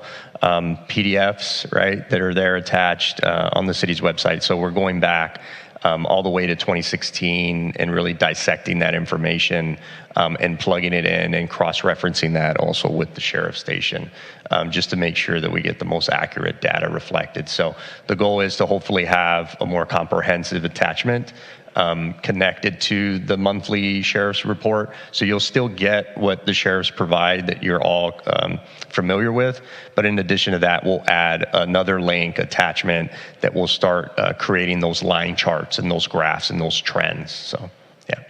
And is that a next month thing? That's a next month thing. So we'll make sure to add that on here for sure. I'm excited because I thought it looked really good when you Thank you. Yeah. Any other commissioner? I just wanted to bring up to the commission, I think we should be, when we're scheduling special study sessions or special meetings, I'd like to also have us go ahead and schedule the debrief, because what happens is we schedule these meetings and then it can be months just because of scheduling and other things, moving along, and then we're not reviewing it. Like the sexual assault and nightlife safety happened at the same time as pickpocketing. It's still not on the agenda. I'll make a motion later for that, but I would like to make a motion if it's appropriate, and if not, tell me to do it later, but I'd like to make a motion for us to schedule debriefs at the same time that we're scheduling special study sessions or special meetings, so that we keep that conversation going. If it's a special meeting, it must be something important for us. So I just want to make sure that maybe we get ahead of some of these things getting lost in the shuffle. Director Rivas, can we have a motion made on this topic at this time? I think to Commissioner Steele's point, I think it's certainly fine in terms of when we're having the study sessions. I think the nightlife safety study session was different because that was city council, and you had a number of representatives from the advisory board and commissions, right, that participated in that. There is a schedule, a debrief to go back to the city council as it relates to that. But the pickpocketing study session was a good example, right, which was an initiative that the commission brought forward, but that was placed on the agenda. I know there were some folks dealing with situations, right, that couldn't attend the following meeting, but if we want to place that back on the agenda, you can certainly do that. I don't think there's no harm, no foul in terms of having consensus. There doesn't need to be a motion made. I think it's just a consensus with the commission to do so when we're having those. I think it is a good plan to kind of make those debriefs following the meeting make sense. But how frequent, how often do you want it to be placed on additional? Then that can be brought up during items from commissioners, and we can add that to the next agenda if need be. Sure, and I guess just to offer some context there. So one, what I'm trying to avoid is we have the conversation, it gets missed in the planning meeting, right? Because we're not a part of that, and it might just get missed, and then we have to wait another 2 months, right? I have to bring it up in comments to get it agendized, then we have to make a motion. So I'm just concerned that if the chair is willing to keep that in mind as you're going through the agenda, and if that makes sense for you, then I'm totally comfortable with it, and I certainly trust that that'll get done. What I don't want to do is, they don't happen that often, so I want to make sure that it doesn't get lost, because it's not something we do on a regular basis. And then just to give a little more context in nightlife safety and sexual assault, we did have those meetings. Vice Chair Balbone and I were heavily involved with making that happen before I was ever on this commission. We worked for months to get that meeting with council. That became a meeting with council because we put that work in, and that hasn't come back to this body, but those notes are already going to council council and it's already being scheduled. So we've never had the opportunity. We may, to your point, if it's on the December agenda, but that's kind of where we run that slippery slope of not having a real serious safety conversation about nightlife safety and sexual assault, which is a huge issue. If you look at the numbers of what affects the West Hollywood West crimes and all of those spikes, these are nightlife safety issues. Pickpocketing, to a large degree, although not exclusively, is a nightlife safety issue as well. So there's just a variety of things that I think we're missing the beat on, but specifically related to sexual assault. So, Director Rivas, do we need to have a consensus if we want this placed on each meeting after we have a special report? Like, we don't need a motion. So what I'm hearing then is you're saying that you would want this specific item added to every agenda moving forward. Is that what I'm hearing? Just like we get with the sheriff monthly reports, fire department, block by block. Is that what I'm hearing, or Well, just I'm what I thinking more special meetings, so we have that opportunity to recap. In the event we do have a special meeting. Yeah, so that's something that during items from commissioners, that would be the appropriate area for you to add, if you want to add that item to the next month's agenda. Commissioner Steele or any of the other commissioners can certainly make that, bring that issue up and saying that they would like to add that item to the next agenda so that you could have a discussion, and as long as there's consensus, then we can add it to next month's agenda. Okay. Would it fit under items from staff? Could he just kind of do that when in items for staff, that we could still discuss it? So kind of keep us abreast of these various issues, not even just the special meetings, but ones that are really on our radar? Yeah, absolutely. Can certainly do that. And as the two representatives, Commissioner Steele and Vice Chair Balbone, items from commissioners also involve the commissioners who are attending these meetings to also share and provide that information. I'm happy to do it, and that's not a problem, but you can also do it from that perspective as well.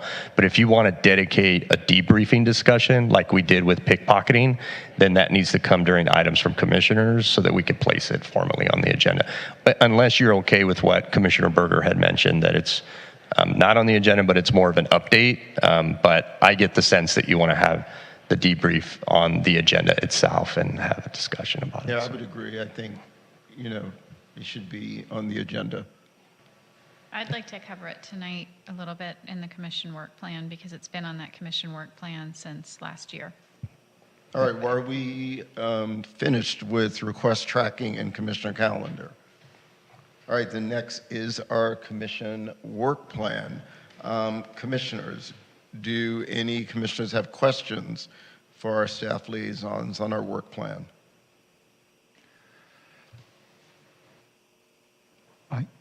I have one. I have an item that I would like to propose to put on the work plan that we could discuss. It might even go on the agenda. It comes with what our purview is as a commission, which is to assess, monitor our levels of service. And it has to do with what we see happening with the customer service. For example, Danny said, I've never seen the cops doing the foot beat. I have seen, I have been out with the cops and we go on a call and the people aren't there. And then they say the cops didn't show up because they didn't see us. We were looking all around for the person, So what I wanted to put on the work plan is for us to discuss a way that will sort of monitor that. Like, is there a way that you can verify that the cops were there? Did they go into Danny's shop?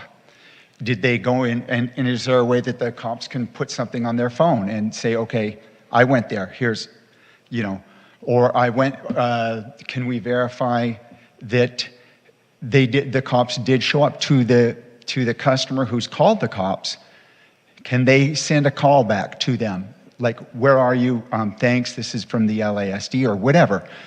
That sort of customer service focus I think would be a really good discussion that, that really falls under our purview, and I don't think it's being done by any other sort of bodies. And our body is the one that's supposed to be doing that, and I don't think we're doing it. Okay, any other commissioner comments on our work plan? So I want to go back to, yes, and I want to go back to the items listed on the work plan related to the special study sessions. These were from September of last year, and it says to establish a subcommittee and report on outreach campaigns.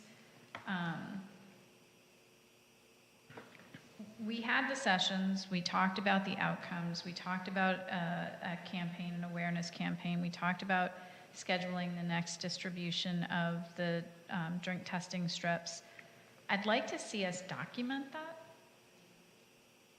And I don't see a spot on the work plan for that. So to your point, we know we have that. Can we just put a spot in the work plan to capture that and update the work plan as we go?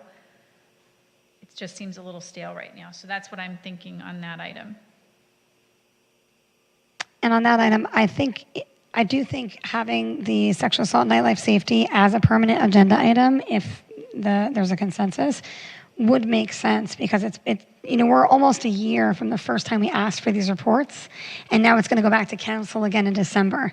And what's going to go back to council again in December are a list of notes and questions and a myriad of action items, none of which have been flown through the bodies, none of which have kind of a clear, concise plan attached to them, and it's a year.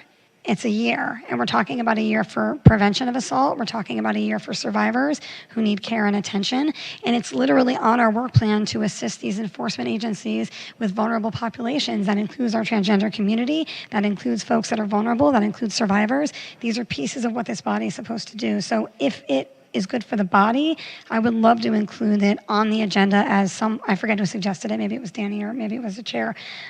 If that can be an item, I don't know if that makes sense for you all, but we're just not moving forward. Are you saying on each month's agenda? Mm-hmm. So, Director Rivas, would we not need a motion for that to happen? In terms of having that item listed every month, like we do with the sheriffs and Correct. fire and block by block, if that's the will of the commission, then absolutely. I mean, I know that the information in terms of the notes did go out, as Commissioner Steele and Vice Chair Balbona recipients of that, because they participated in it. And the goal, my understanding, is a report's going to be going back to the City Council either the second meeting in November or maybe even in December.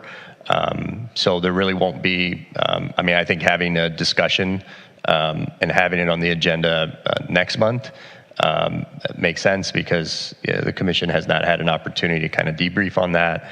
But placing it on the agenda in December, when more than likely it would have already gone to City Council, or it has not yet gone to City Council, it's completely the will of the commission. But you might have the item on the agenda and there's no updates, and maybe that's okay, so that it doesn't get forgotten.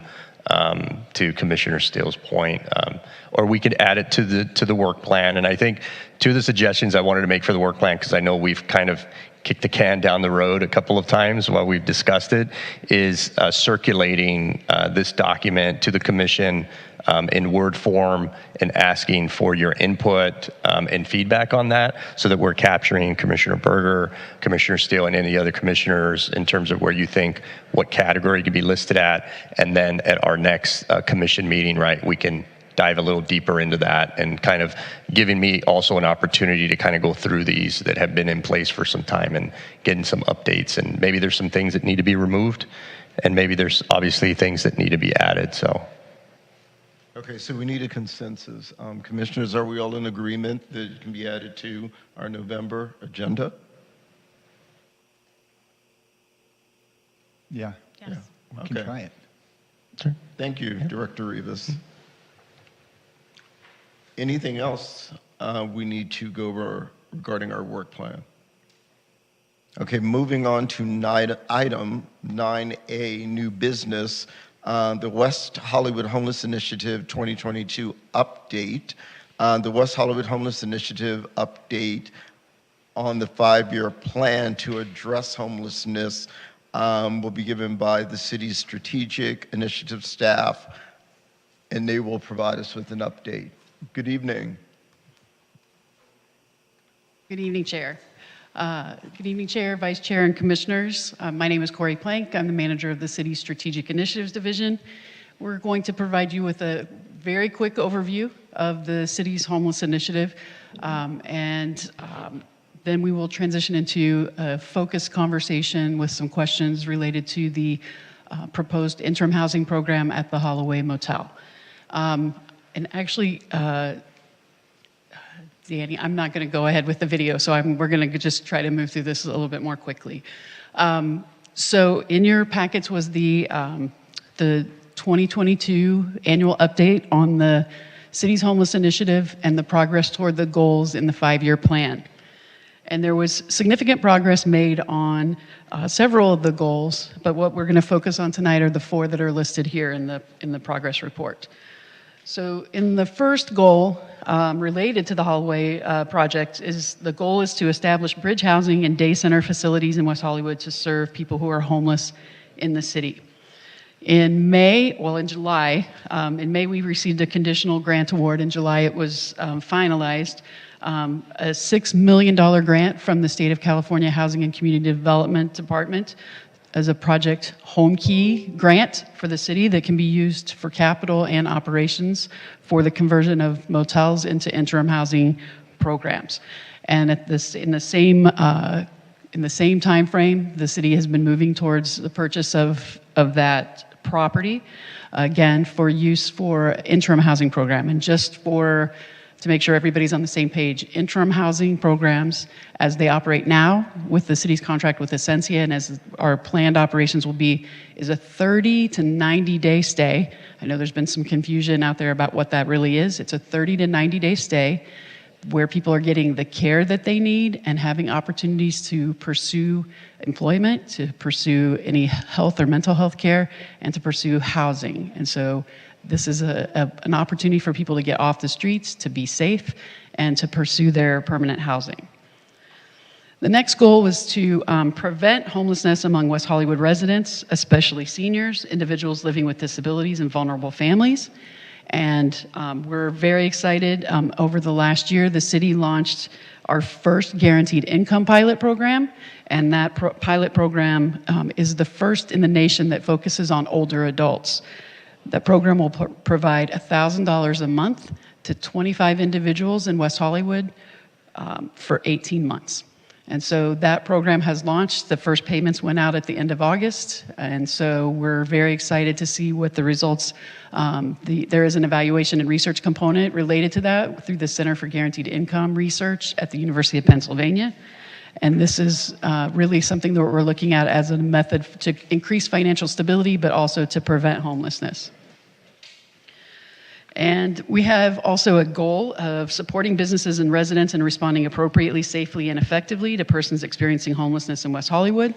And as some of you know, we've presented to this commission previously, we are in the development phase of a West Hollywood care team that will be a mobile crisis response unit that is focused on behavioral health and will provide another first responder unit in the city that would respond in the same way that sheriff and fire do, with an immediate response to behavioral health crises, with the goal of having 24/7 coverage with that team.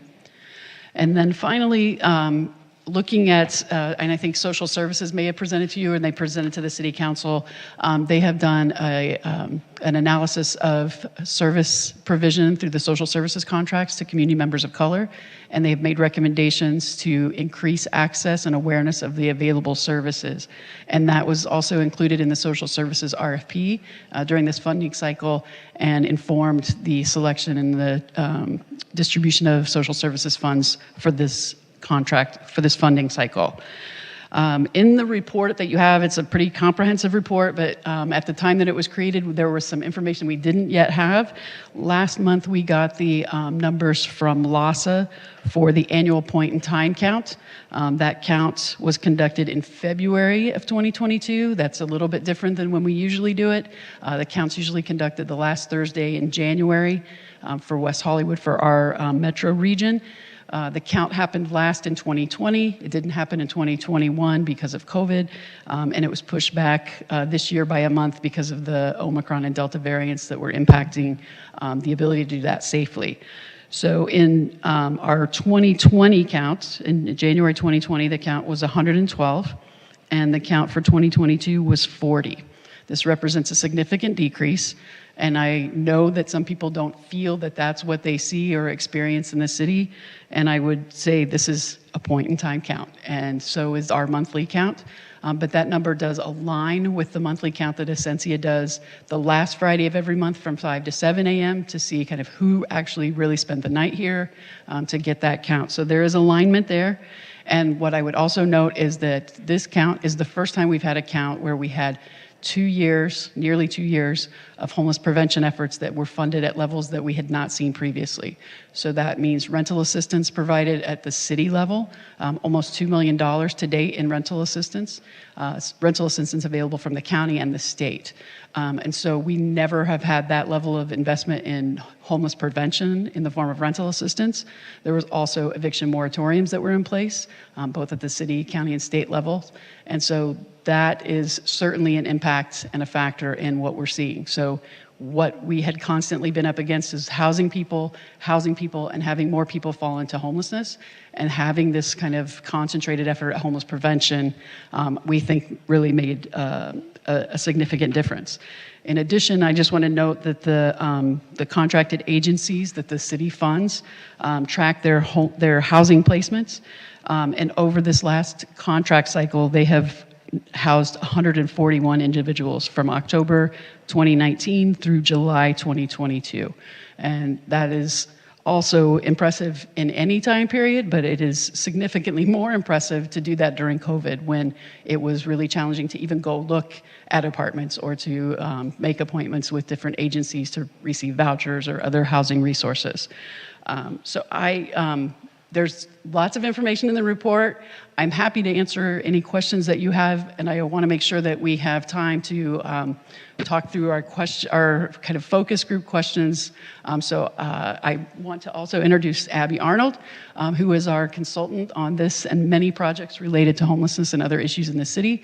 Abby was a key consultant in the creation of our 5-year plan.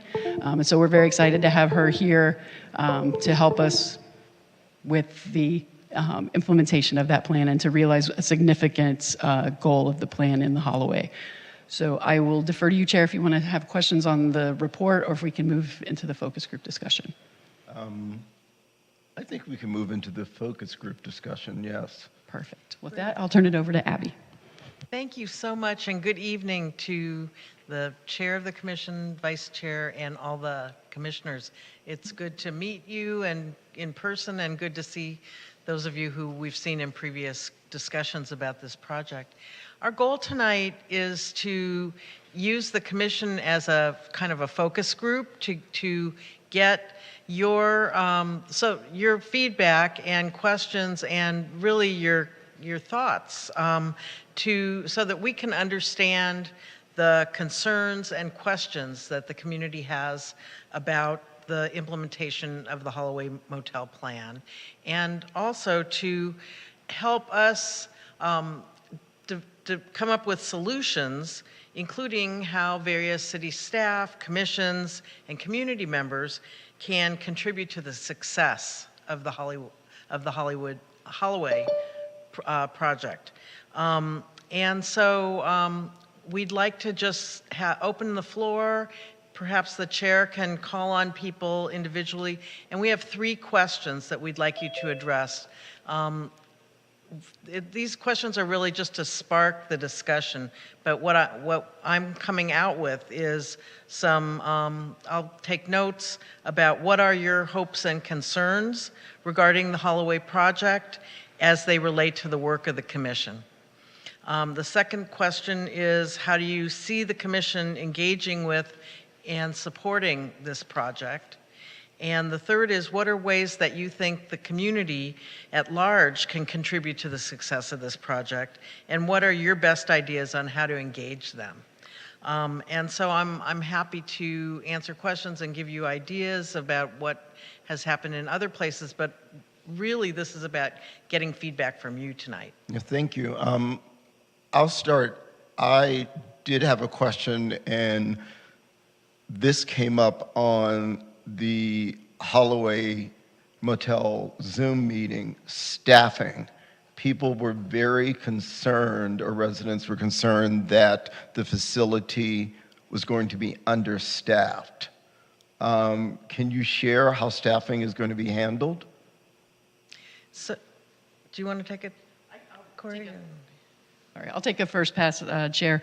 I think there was some confusion actually in the call about the staffing level. So there is a plan, there is a plan for us to have a plan. We are engaging in these conversations and having multiple focus groups and multiple community conversations about this to inform what the operations plan, the program plan, and the safety plan for the Holloway. There will be staff on site. As the Essentia leadership has indicated, they will be awake staff, so not people that are just there overnight sleeping, but awake staff on site. We will have appropriate staffing ratios, and there is a plan, conversations about security. We know safety has come up. We knew safety would be a concern of those in the community about this location, and we also want to make sure that the people who are staying in this location are safe. And so we want to look at all of those things, but there will be there will definitely be appropriate staffing and security at the location. Great, thank you. Commissioners, comments, yeah, questions? I have a question. So will we prioritize WeHoans that are experiencing homelessness? So somebody lives in West Hollywood, they're getting evicted, they lost their job, they're on drugs, and they need help. Like, would they get prioritized to go into this Holloway house, or will these people just randomly be coming from all over LA?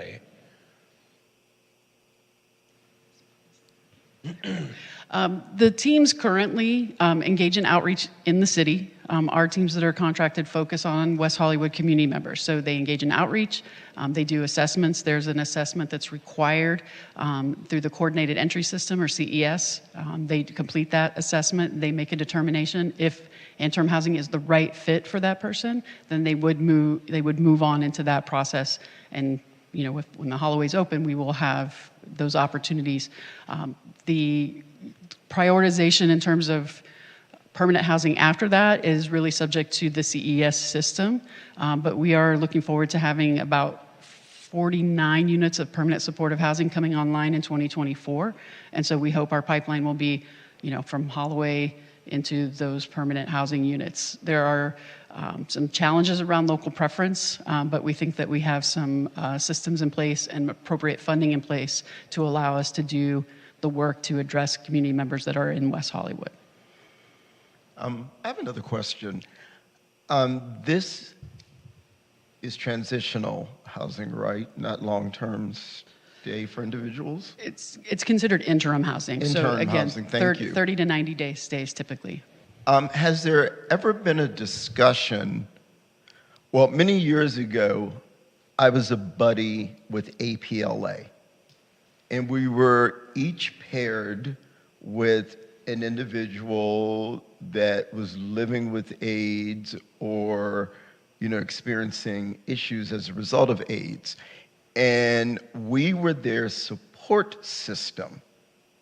I would think moving these individuals past the Holloway house, it could be beneficial if there was a support person. So is there a way that a program can be developed? Because I will tell you, at that time, the APLA buddy training was incredibly comprehensive, and I've taken a lot of things that I learned at that time forward in business. Thank you so much for that comment. It's really, really helpful. I was actually the director of an HIV support agency back in those days too, and that is a model that no one has come up with recently, but at least in this context, but it's a really good idea. And there are variations on that model. For example, Essentia, who's our nonprofit partner, has a lot of, they have a guest chef program where community people bring food and eat meals with the people who are staying at the facility in Glendale. But I think that APLA buddy model might be something we should look at seriously for here. And it could be a way to get residents involved Yes. in the city and give them a more intimate purview of the program, how it's working, the individuals that are there. So I would love to see that happen because, you know, my buddy group, you train with the group and then they would split you depending on what area you lived in. That would be your monthly support group, but we had such a bond that we stayed together. Everyone went out of their way, we'll meet wherever, so we could do that. So I think it should be something that should be considered. Thank you. Commissioners? Commissioner Oliver.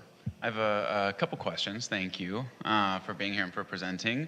Are there any, like my understanding is that there are some existing long-term residents in the hotel itself. They will be displaced by this project. What's the plan for those residents? Because I imagine that's going to be hard to compare what they're paying now to market rents. At this time, there's one person that's on site, and that's because it's a motel and not a rent stabilized unit. They're not subject to the same relocation process, but we hope that the owners will also, work with this individual. And beyond that, I think some of that information would be held confidential for Sure. that individual, but we don't have a lot of people that are at the location currently. If they're not able to get into the next housing situation themselves, would they be eligible for this housing, hopefully front of the line? Without an assessment, I couldn't accurately answer that for you tonight, but we will certainly, we're aware of the situation, and we will certainly be as supportive as we can be within what is allowed by the criteria for the different programs. And without having an assessment, I can't answer that. And then, just a couple more questions. What's the target demographic? Is there a specific need that this project is to fill? So as we designed the project, we looked at the demographic data that we've collected over the years. We've done a West Hollywood specific demographic study over the years, parallel to the one that LASA does every year. In addition to the count, which is just a head count, they actually do in-depth interviews with folks.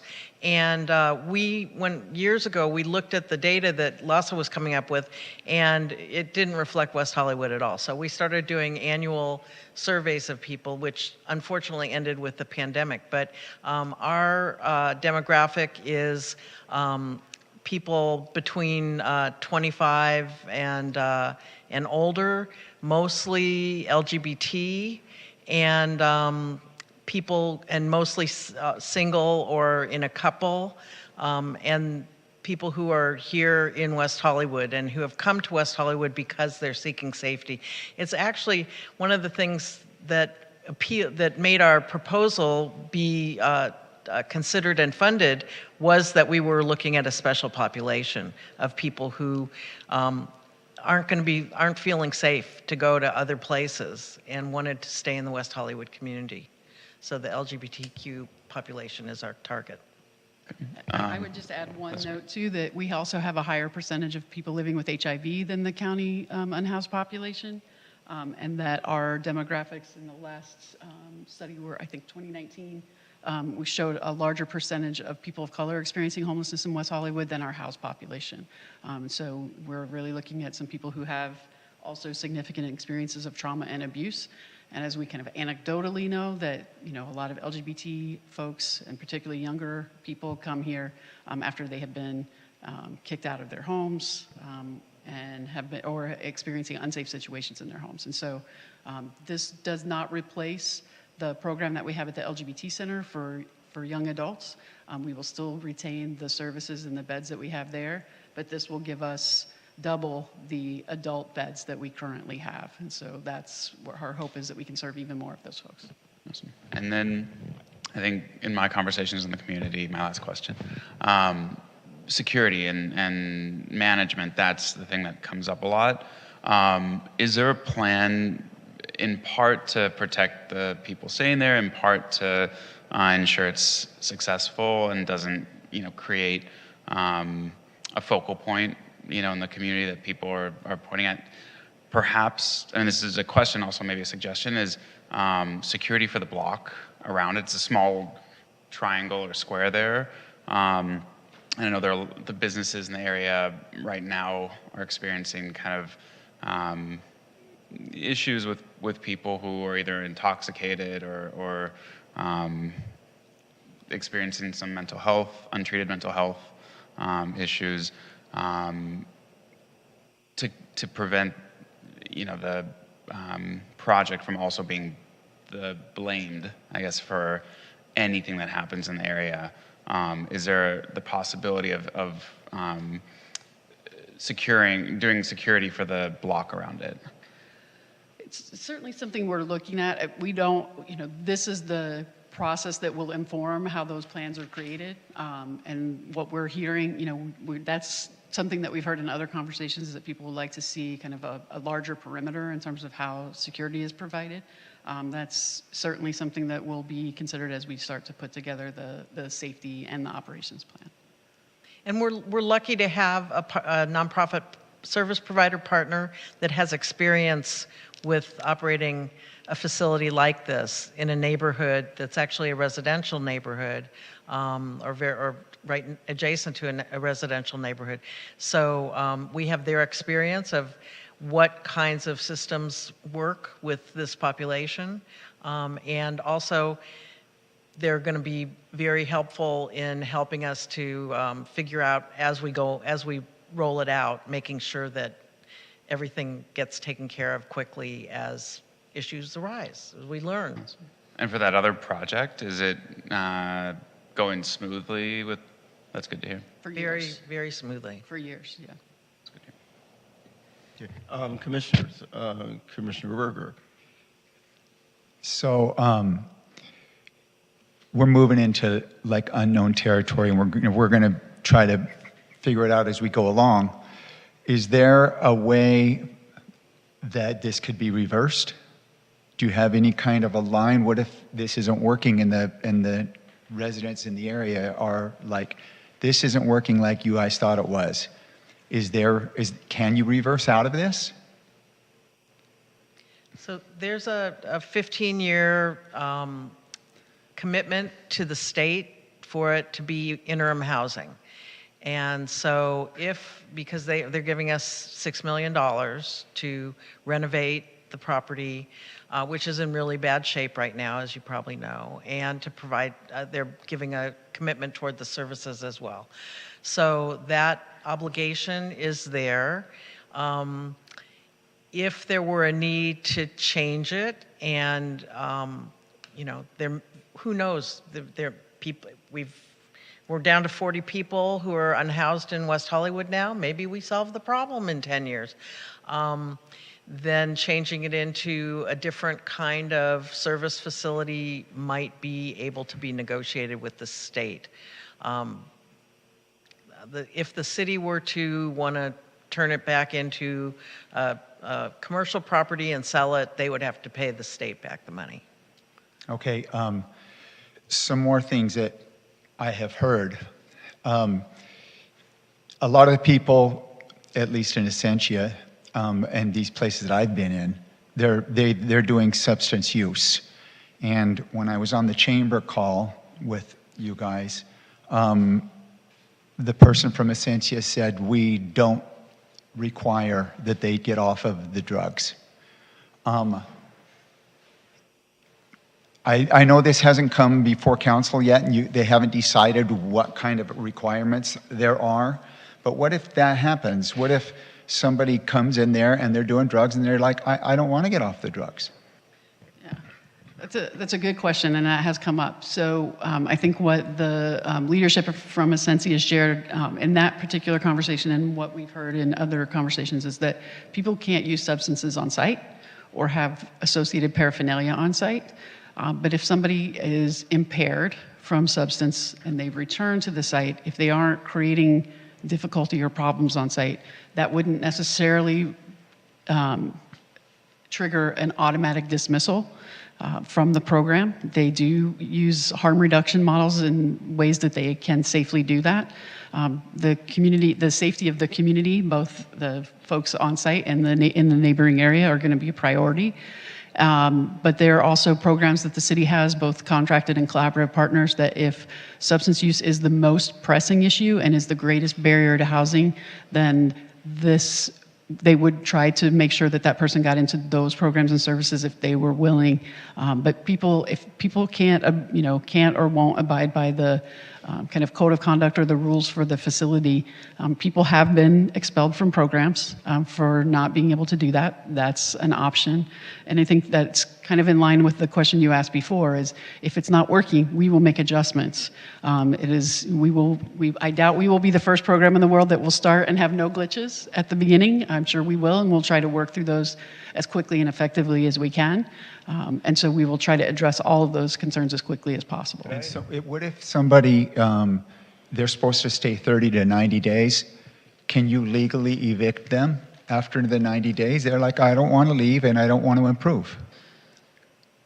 I'm sorry, I didn't hear the last question. Can you kick them out, back onto the home, back homeless again, if they don't leave in the 30 or the 90 days and they say, I don't want to improve, I don't want to leave, and you got to evict me? What happens? So typically in that 30 to 90 day period, people would be working toward their housing goals. They would work with a case manager, they would be pursuing benefits, they would be pursuing employment. If they're not doing that and 90 days come up, they would be exited from the program. If they are doing that work and they're moving toward housing and they're waiting for a check for a deposit, or they're waiting for an apartment to be inspected to receive a particular housing voucher, they would not be expelled from the program for those 2 weeks and back on the street while they're waiting for the housing. So there are, occasionally there are extensions, but I will say since 2016 and our time working with Essentia, they have done a really tremendous job of getting people in that time frame into housing. And that could be that some people return to other parts of the country where they may have come to California with a plan that didn't work out. And sometimes it's permanent housing here with housing vouchers and other housing resources. But nobody would be put back on the street while they're waiting for housing.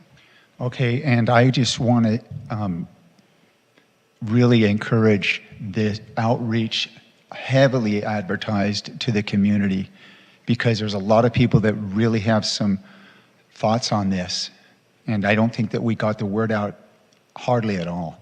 So we're just at the beginning. We didn't want to be doing big community meetings without coming to the commissions first, and so that's why we're here first, and we're at the beginning of our outreach. Thank you. And we've got by the time we get the property, get through the construction and everything, we've got a year to put all these plans together. So you're here at the beginning. And some of you participated in previous conversations. We had some community conversations in June when we were just at the very, like pre-beginning of the process. And we're continuing to have these conversations. Some of you have been in some of those conversations. We're continuing to have those. Our hope is that as you are become more informed about the project and what its parameters are, what the goals are, that you could also be ambassadors and share information. You might have different feelings about the program or other things, but you can certainly provide information. If community members have questions, we are always available at the staff level to respond to those questions. We have responded to a lot of emails and phone calls about the program, and we'll continue to do that. And then we will also continue to have these community forums where people can share their opinion. This is the beginning of the process, and even for all of you, this isn't the last time that you'll have an opportunity to discuss or provide feedback on the project. I just wanted to follow up real quick on the drug use on the premises. My suggestion on that, just given the location, would be to expand that that rule to the entire block there. There's a park on the corner that is almost, it's close enough to almost be a courtyard, you know, for that property. Not literally, but if that's not included, then that would be the likely congregation point. Yeah, and there's a 7-Eleven a half a block away, and my shop is across the street from the location, and so I have a lot of residents who are freaked out about this whole thing, and people that live in the area and people that work in the area. So what about requiring people that come there to be sober? Like, they need to be sober. They can't go across the street and, you know, do drugs and then come back to the facility. Like, if these people are serious and they want to get off the street, I mean, one of the requirements should be you're sober, and they should be tested every night when they come in, and there should be a curfew for them to come in, and they should be actively seeking employment. And working on, if they have mental health issues, they should be working on that. And I think that 100% the requirement should be you have to be sober if you want to stay here. Actually, about 20 years ago, we learned through studies around the world, as well as in the US, that requiring sobriety as a precondition of services does not work.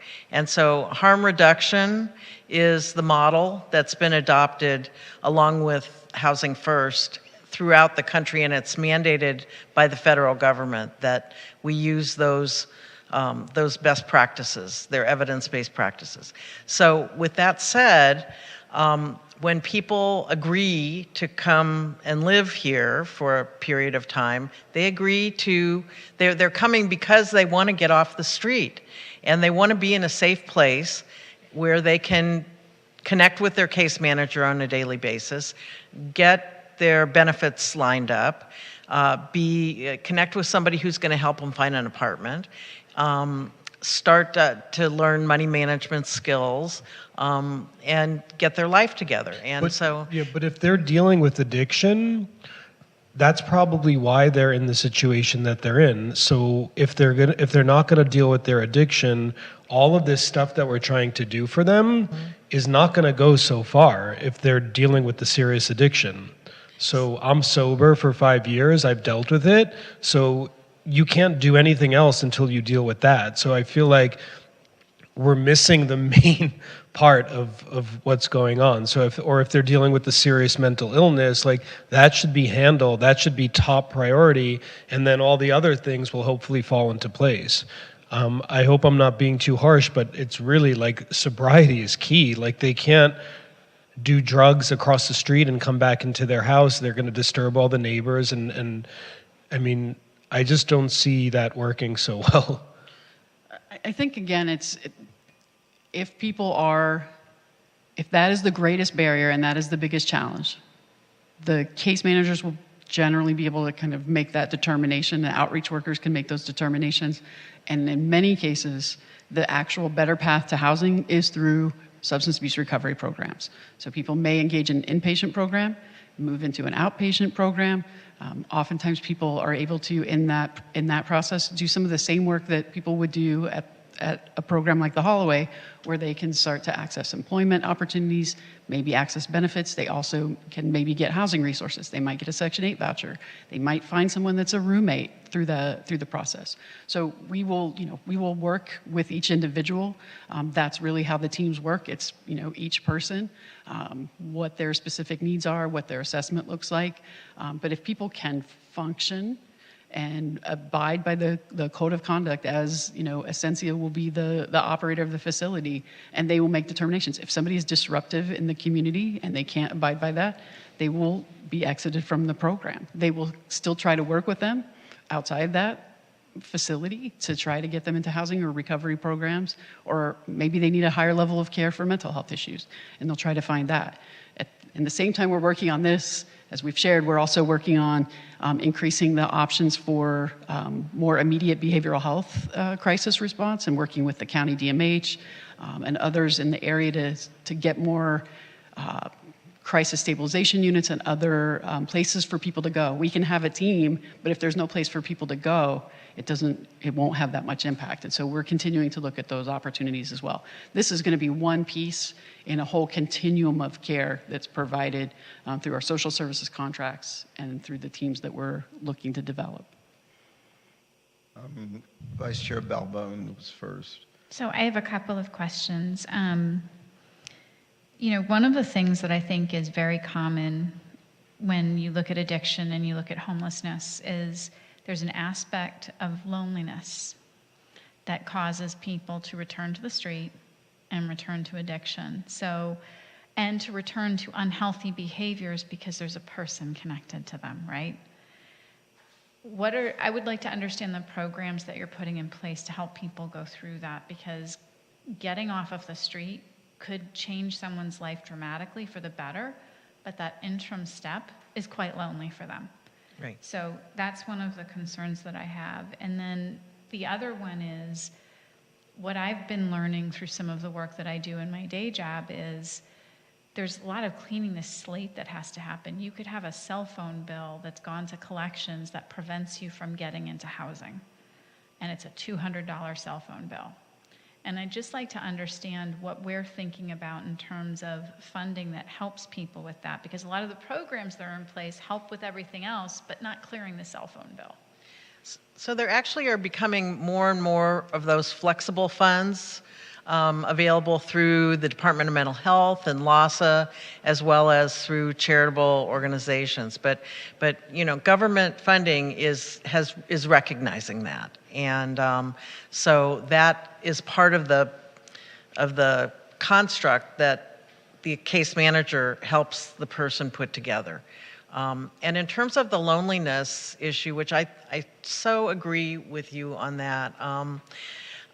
It's so one of the beauties of a program like this is that people are living together in a place where there are activities during the day. So there's, a writing group and a yoga class and a NA meeting and,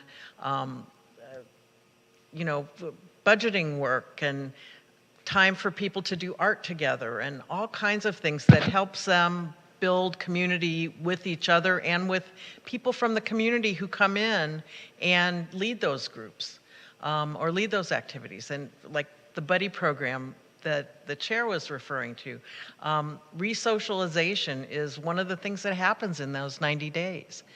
Being able to trust somebody to tell them about your life. I mean, it's the challenge that the outreach workers always talk about. They say, you can't just go up to somebody in the park and say, come in here and tell me your whole life story by filling out this assessment, and people aren't willing to do that. If you looked at the assessment, you wouldn't be willing to do it. So building that trust over a period of time, living in community with other people, maybe finding roommates so that they get to meet somebody or bond with somebody and say, let's find a place together. All those kinds of things can happen in an interim housing situation. And you're exactly right, though. There's, in addition to those kind of clearing the bills, there, a lot of our agencies have gone through those trainings to access those troubleshooting dollars from LAHSA and others.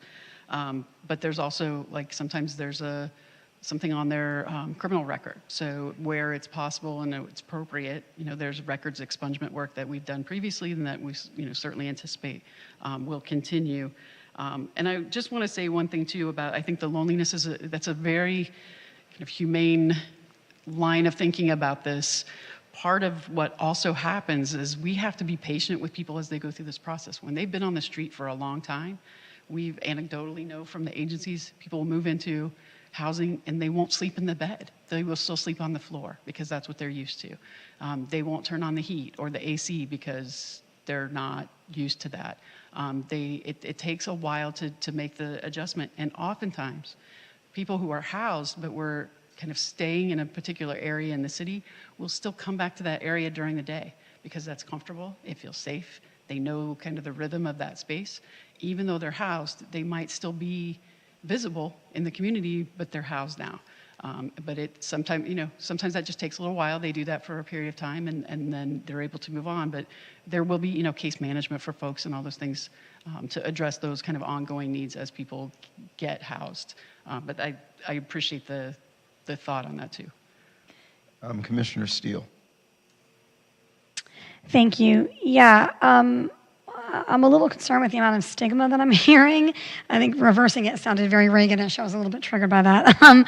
But I just think we have a responsibility to not criminalize homelessness. And I think those sound like big words and it sounds like, but they happen in small ways. And we have a responsibility in this role as well as the community to fight that stigma when you hear it, right? To let folks know not everybody unhomed is addicted and not everybody addicted is unhomed, right? That's just how it is. And also the idea that this is going to be some kind of a drug den goes against the success of this program already. It's a currently running program. It's got a long history of success. These programs on both the state and a national level, but certainly in California, do have a proven track record. So there's a robust application. People aren't just walking in high as a kite or whatever people are thinking. So I'd encourage us all to not just try to answer the question of what will they do if or when, but answer the question that is not a likely scenario in this situation. That is not how addiction usually works. The pipeline to being rehomed usually works, and going through transitional or interim housing usually works. There may be cases, but that's not a standard. This is the way to affect long-term change. The community is constantly talking about homelessness, right? It's constantly on everyone's mind, out of everyone's mouths. Well, what are we going to do about it? We have a responsibility to take care of our unhomed neighbors, and this is the way. It's a fabulous program. I was a supporter right from the start. I couldn't be more thankful to Corey, you and your team, and Abby, it's so good to meet you in person, and just the work that you're doing. It's absolutely incredible. I'm always thrilled to hear the LGBTQ plus focus. Corey has been hearing me rant for many, many, many years about the need to work through that lens, specifically in this city, but also, of course, the focus on HIV and AIDS and people of color. On a national level, 40% of homeless youth are LGBTQ identified. It's a big, big problem. These kids need safe spaces. Our community needs a safe space. So I'm just thrilled about it. And I really do think it's the way to get us to a very different future. But I love the information of folks going back to spaces that are safe and comfortable. That is something that folks that work in that space are aware of. And the community might not know, well, someone's still there. Why are they still in my corner? Why are they still in the park? They feel safe there. And that's okay. That's what community spaces are for. I wanted to just answer your questions. In terms of the hopes and concerns, I hope that we continue the dialogue. I hope that we can continue to work together in whatever capacity is fit. In terms of how I see the commission engaging, I'd love for the commission to maybe tour the property if that's appropriate. I'd love for the commission to maybe do a day of service if that's appropriate, or if there was a consensus on that to whatever degree. I love the chair's idea of the buddy system. I think that's just brilliant. And I've also done a lot of work with the Midnight Mission and Downtown Women's Center, and also with an organization that's centered around reentry after imprisonment. And programming is so important in terms of building community. We worked on a variety of programs, like at the Midnight Mission, we did Laughter on a Mission, where it was comedy, and we would come in, a bunch of comedians, and we would host, and folks could get up and perform and whatever they wanted to do, sing, preach, tell a joke, whatever. And it really was fulfilling for everybody involved. So I'd love to support in any way with those types of programmings as an individual outside of the commission. And then I've already had community, I have a draft email to you, Corey, sitting there. But I've already had community reach out to me and start reaching out about how they can get involved, how they can support with everything from donations to providing services and time. So the community is ready for a change. People are ready to get engaged with it. So I'm just over the moon and can't wait to work with you all and continue to work on it. So thank you. Thank you. I would also add that I heard you talk a little bit about cultural competency earlier. Essentia has engaged in cultural competency training for our LGBTQ community. They have staff and their outreach teams that reflect the diversity of our unhoused population. And the other thing that this kind of conversion of a motel gives us that we have been thinking about and wanting for some time pre-COVID is that having the individual rooms takes away the challenge that our trans and non-binary community members face when they go into congregate shelter, which is pick a side, male or female. So while Essentia really does a lot of great work to accommodate for that in their current space, this gives us the option where that doesn't matter. And it's not based on, now we have 5 female beds available and no male beds available. We won't be in that spot where we can't house somebody because of their gender. And so that gives us a lot of flexibility there as well as what we saw during the pandemic, which is that shelters and interim housing programs, transitional housing programs, all had to decompress and go to 50% occupancy for safety reasons. And so as we continue to be in a pandemic and can try to anticipate what future needs might be, this also gives people the opportunity to shelter in place, as many of us did in the early days. But for people who are unhoused, they don't have a place to safely shelter in place. And this will allow that if needed for health reasons and other things. But I think the idea of having the, not being in the binary of male or female sides or beds really opens up our opportunities to house as many people as possible. Vice Chair?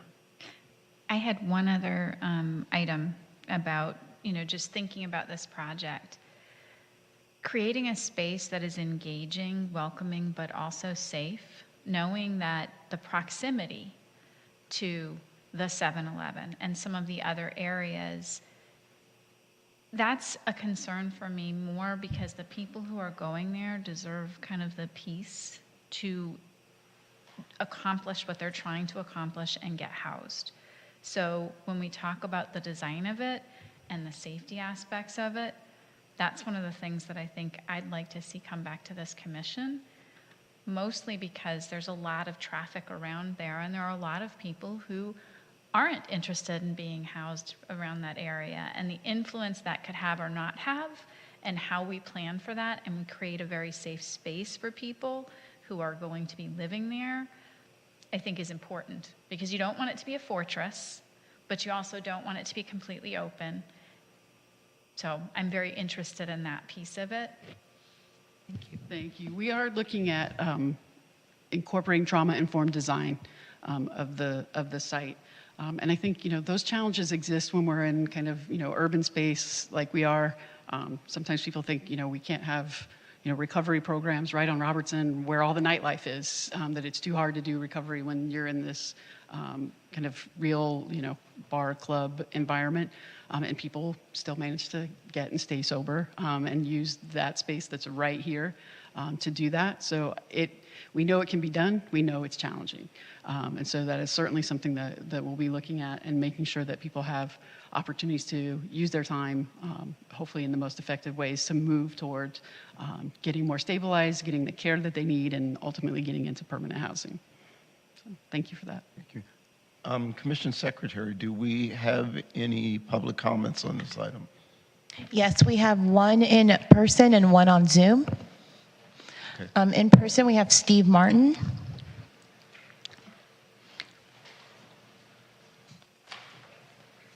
I guess I had one question. Steve Martin, West Hollywood. Thank you. It's good to see everybody. I had a question from staff because it's come up in public, is how are people, what's the intake going to be? Because what has been perpetrated or perpetuated by a number of prominent people is this is going to be like a drop-in center where people just show up and say, hey, I need a place to stay. I know you're shaking your head no, but this needs to be articulated. I mean, are these people being referred from domestic violence shelters, sobriety places, mental health? I mean, how are people getting here? Because that seems to be a mystery to a lot of people, and the fewer mysteries we can have about this project, the better. Everybody here, well, at least as far as I know, everybody here is supportive. So, unfortunately, we are facing a number of people, as Commissioner Roman has pointed out, who are not being supportive. And for this program to be successful, we need to bring people on board. And to do that, if you can answer that, that would be helpful. And I appreciate a lot of what's been said tonight. I think there should be access to mental health counseling, perhaps some legal. It doesn't have to be 24/7. I thought that Chair Hallman's suggestion about the buddy system was really great, and what a great way to incorporate the community. I also think that the chamber should be involved in job placement. I mean, that just seems like a no-brainer, and I think that can happen. I didn't mean to slight staff on that, but I have to agree with what Commissioner Roman's saying. I think we can fudge as much as you want with some of the bureaucraties, but people expect a certain degree of sobriety here because it cannot be successful. I know you're saying, well, you know, people can be working on their sobriety and then move out and move in maybe with roommates. Have you ever had a roommate who's an addict? Because if you haven't, you don't know what it's like. You're not, I've had several friends and several clients who brought in people who were addicts thinking that they were going to help them, and they wound up both losing the rent control apartment. It's not pretty. So I thought what Commissioner Roman was saying was coming from a place of real concern for the community and for the people going through these programs. These are limited spaces, and we should be able to put up at least minimum that people are, if they have issues with sobriety, that they're working on that sobriety and that they are going to meetings and that they are substantially sober. Maybe a slip up or two may not be the end of the line for them, but you can't expect people to go to budgeting meetings when you're high. That doesn't make any sense. The other issue would be similarly for people who have mental health, that we make sure that they're on their medications. But this thing has become politicized by at least one major spokesperson in the community. And we really have a responsibility to try to address all of the people's concerns, because I think as Commissioner Balbone was talking about, there are opportunities here that make the optics look bad because people are concerned about people hanging out at 7-Eleven or in that park. And I'm sorry to go over, but I feel very passionately about this and feel very strongly about this, that if we don't get this together, we're going to run with a crippled program and one that we're spending years trying to defend for no real reason, but we just need to get it off the ground in the right way.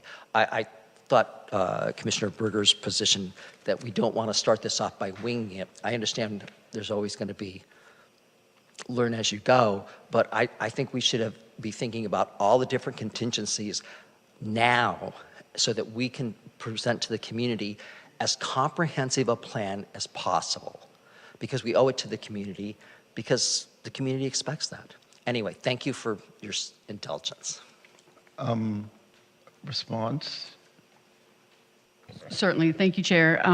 In terms of how people would get into the facility, the city currently contracts with a number of social service agencies, Essentia, Step Up on Second, the LA LGBT Center, Housing Works, others, who work with our unhoused community members.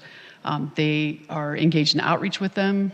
It's usually, as Abby mentioned, it's not usually the first time that somebody engages that somebody's going to be willing to accept services at all, let alone interim housing or other housing options.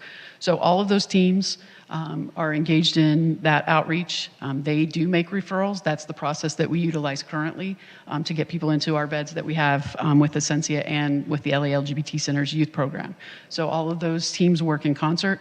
They do case conferencing together as agencies on a weekly basis and kind of track who's our most vulnerable folks that we're still trying to bring in, and then who are people that are kind of housing ready or interim housing ready to move into those facilities. So the teams, they are really the experts in that area, and they are the ones who begin to make some of those determinations about referrals and what are best fits.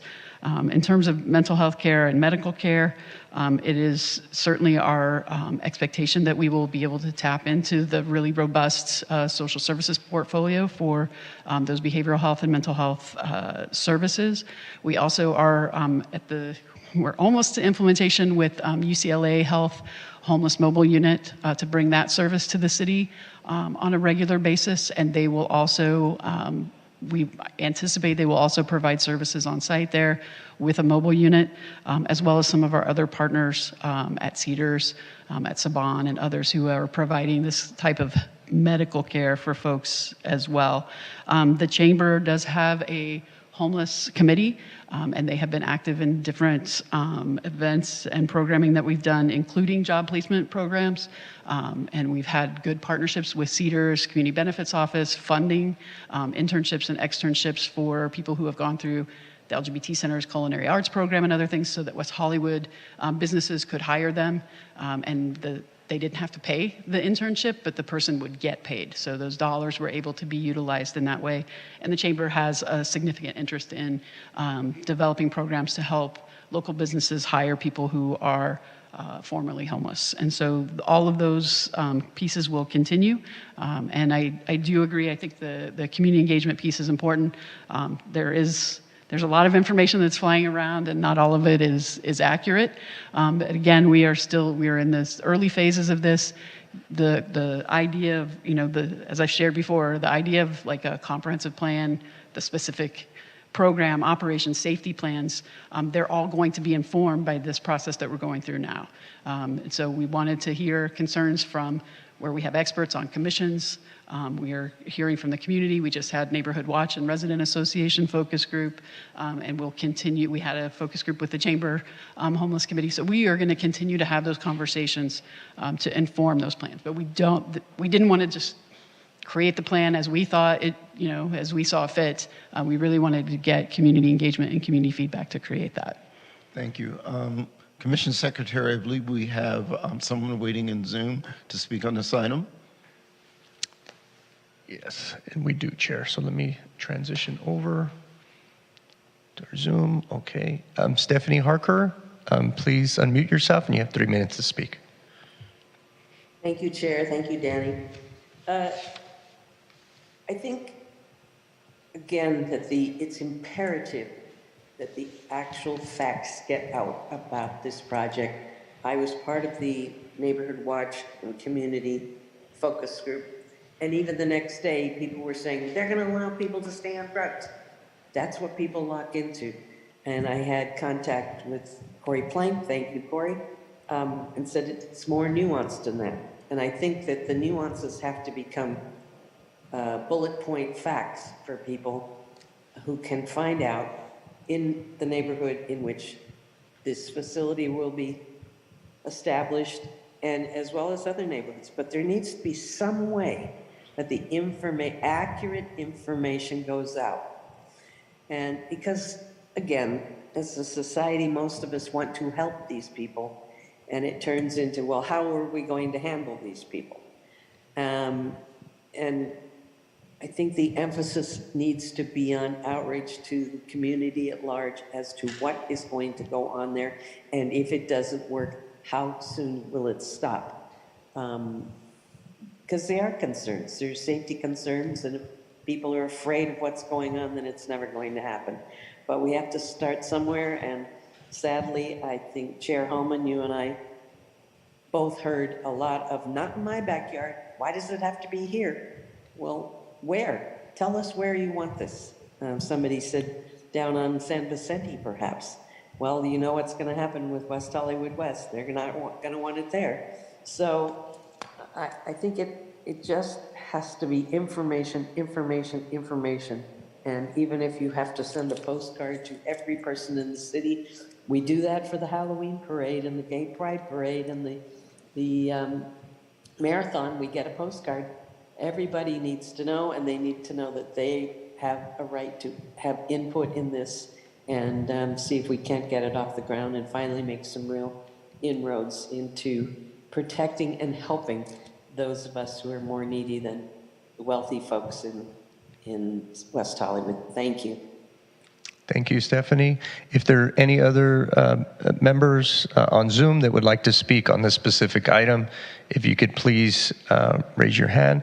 We have Kathy Blavis. Go ahead and unmute yourself, and you have 3 minutes to speak. Hi, thank you. I just want to echo what Stephanie said.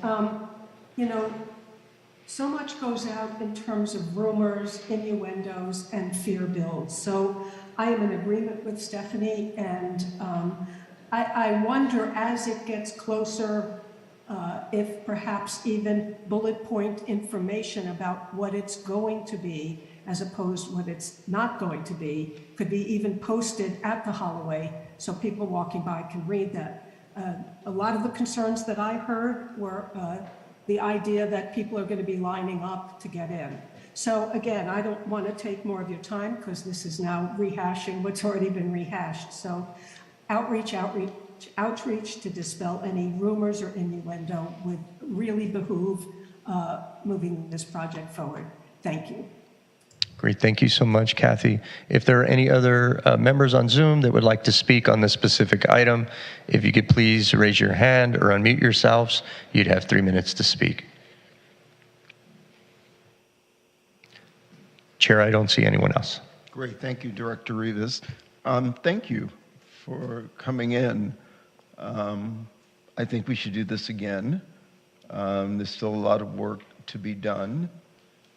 And I would love to hear if any movement is happening on a buddy program, because I just think it is so vital for an individual, like as the comment was mentioned, sometimes people get into housing, but they still sleep on the floor because that's what they're accustomed to, and that's where a buddy can come in, where they have someone to talk things through and get to a better understanding. So thank you very much.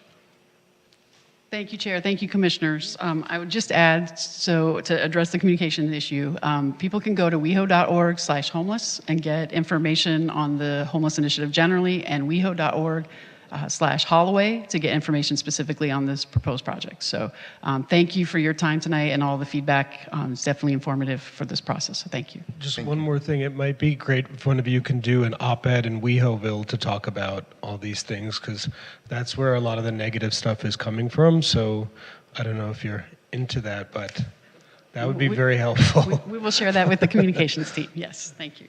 Thank you. Thank you so much. Moving on, item 9B on our agenda is the multi-stall gender-neutral restroom facilities. I believe we have city staff that, thank you for patiently waiting.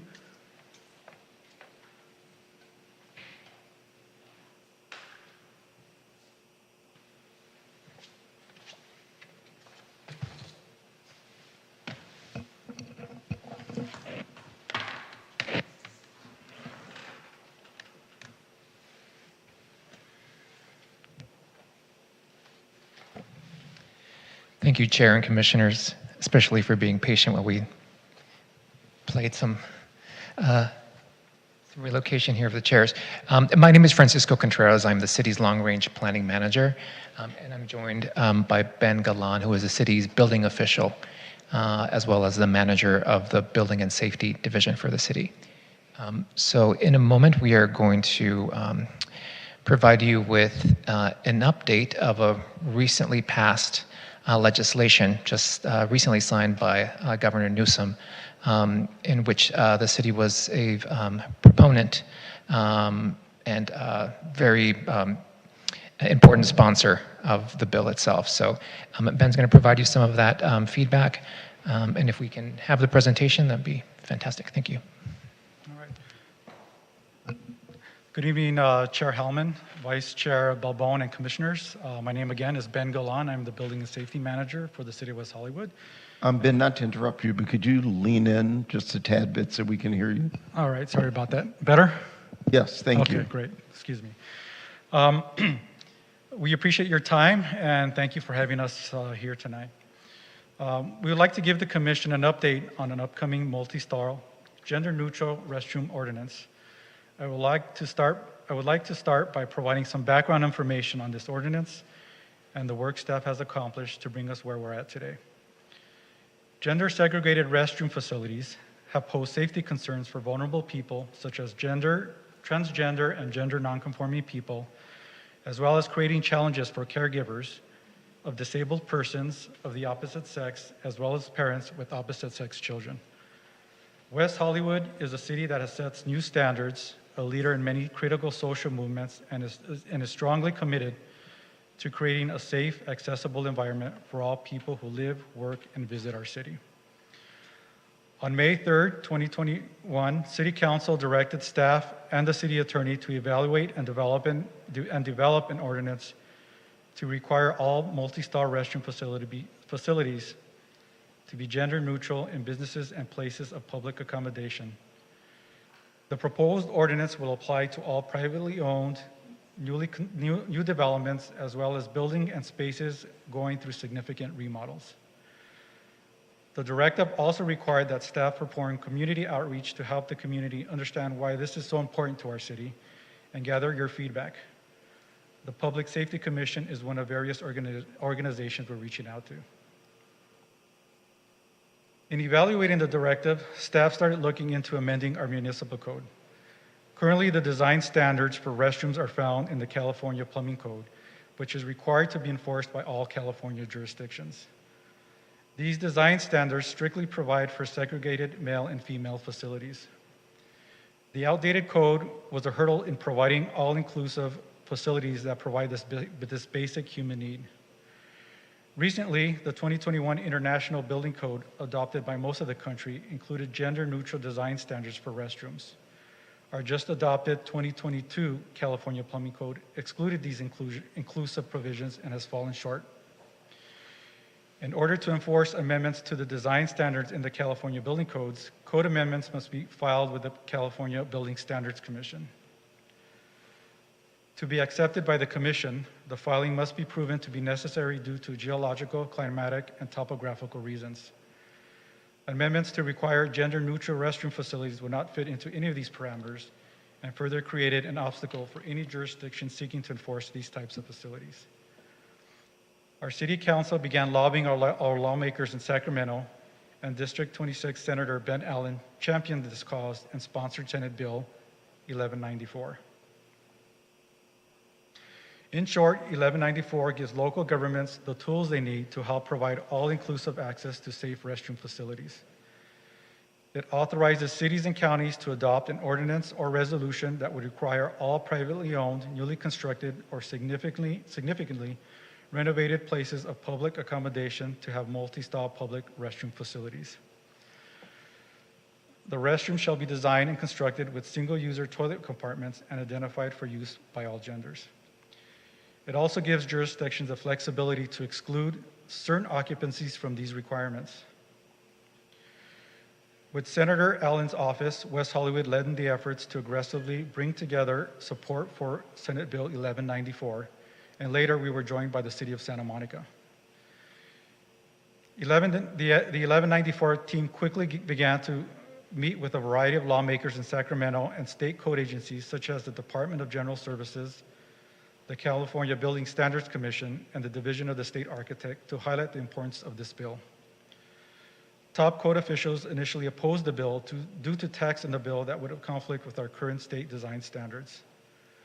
They recognized the importance of this bill and reversed the opposition after a clause was added that would repeal Senate Bill 1194 once our codes were updated with provisions to allow these types of facilities. The team's hard work was successful in repeating any opposition and put into motion upcoming changes to the California Plumbing Code to include design guidelines for these facilities. 1194 was also co-sponsored by the Trans-Latin Coalition and the Los Angeles LGBT Center. The group garnered support from a mixture of code administrators, prominent social equality groups, and LA Mayor Eric Garcetti. The bill passed the California Senate and House unopposed with bipartisan support. Senate Bill 1194 was signed by Governor Newsom into law on September 30th, 2022.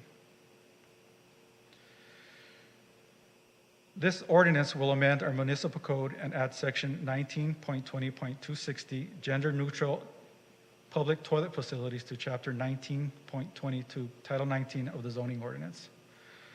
Staff will also create supplemental building and safety design guidelines for owners and designers. The following images provide built applications that we're trying to accomplish with this ordinance. You may have already seen these layouts in many businesses here in West Hollywood, Los Angeles, and many surrounding jurisdictions. They're also becoming common throughout the United States. These facilities will consider a variety of concerns designers shared from stakeholders. Of course, safety was a top concern. When we talk about multi-stall gender-neutral facilities, we're not necessarily referring to the traditional stall layouts. These re-envisioned facilities will be designed and constructed with single-user toilet compartments and identified for use by all genders. Water closets will be designed as single-user compartments and designated for use by no more than one person at a time, or for family or assisted use. The water closets will be enclosed on all sides by walls or partitions extending from the floor to the ceiling and a door enclosing the fixture for privacy. Urinals can be located in the water closet compartment, grouped in an area visually separated from the remainder of the facility or in their own individual compartments. Lavatories may be located in the same compartment as a water closet or grouped in an immediately adjacent common use area facility available to all users. Adequate light and ventilation will be provided within each compartment and each area of the facility. As you can see, the location of facilities will be required to be along open circulation paths that will maintain privacy and allow for high visibility for security. Lastly, I would like to clarify that this bill and any ordinance we adopt will not allow for the reduction in the number of toilet facilities accessible to persons with disabilities required by the California Code of Regulations or the American with Disabilities Act. This ordinance is scheduled to be brought to City Council on December 5th, 2022. And with that, I'd like to thank the Commission again for your time and open up for any questions or comments you may have. Yes, I'll start off. I think it's a brilliant idea and long overdue. My question is, when you have floor-to-ceiling doors, what's the plan to keep individuals from going in and nesting and not coming out? Well, I mean, there's nothing specific in our standards that addresses that issue. Again, we would definitely consider that when we're putting our standards together. Well, I think that's a problem we already have in some of our existing facilities. So I would think it would continue and maybe even increase with the design. Security personnel monitoring, maybe? Because I do think this is very important, but we just have to realize some individuals may go in and set up house and not come out. Right. So we do want to clarify that these are requirements for new commercial or buildings or commercial remodels. These requirements are requirements that the city can already undertake, and we don't need this policy in order to do it in public facilities. But this is mostly geared towards our commercial developments, which would more than likely already have security in place in their facilities in order to address some of these issues. Okay. Do we know, because this plan you said has been implemented in other cities, correct? No. In the state of California, West Hollywood would be the first jurisdiction to adopt an ordinance. So we don't have any data or statistics on how this has worked in other cities or areas? Not that I'm aware of. I do know that some of these facilities have been, these types of facilities have been provided in some school districts up in the East Coast. Yeah, and I would think, it's been a long time since I've been in school, but I think something like this is easier to manage in a school district than maybe in a public building, a public facility. But commissioners, any other question, Commissioner Yeah, Roman? they do it in Santa Monica and Venice Beach. The bathrooms along there, they're cut off so you can see the bottom of the person's legs when they're in the restroom. And so I think that's a good deterrent so to keep people from literally living in the bathroom and closing the door and locking it. So I think that maybe in a school you could have the floor to ceilings, but in any parks or anything like that, there should be a cutoff at the bottom. Mm-hmm.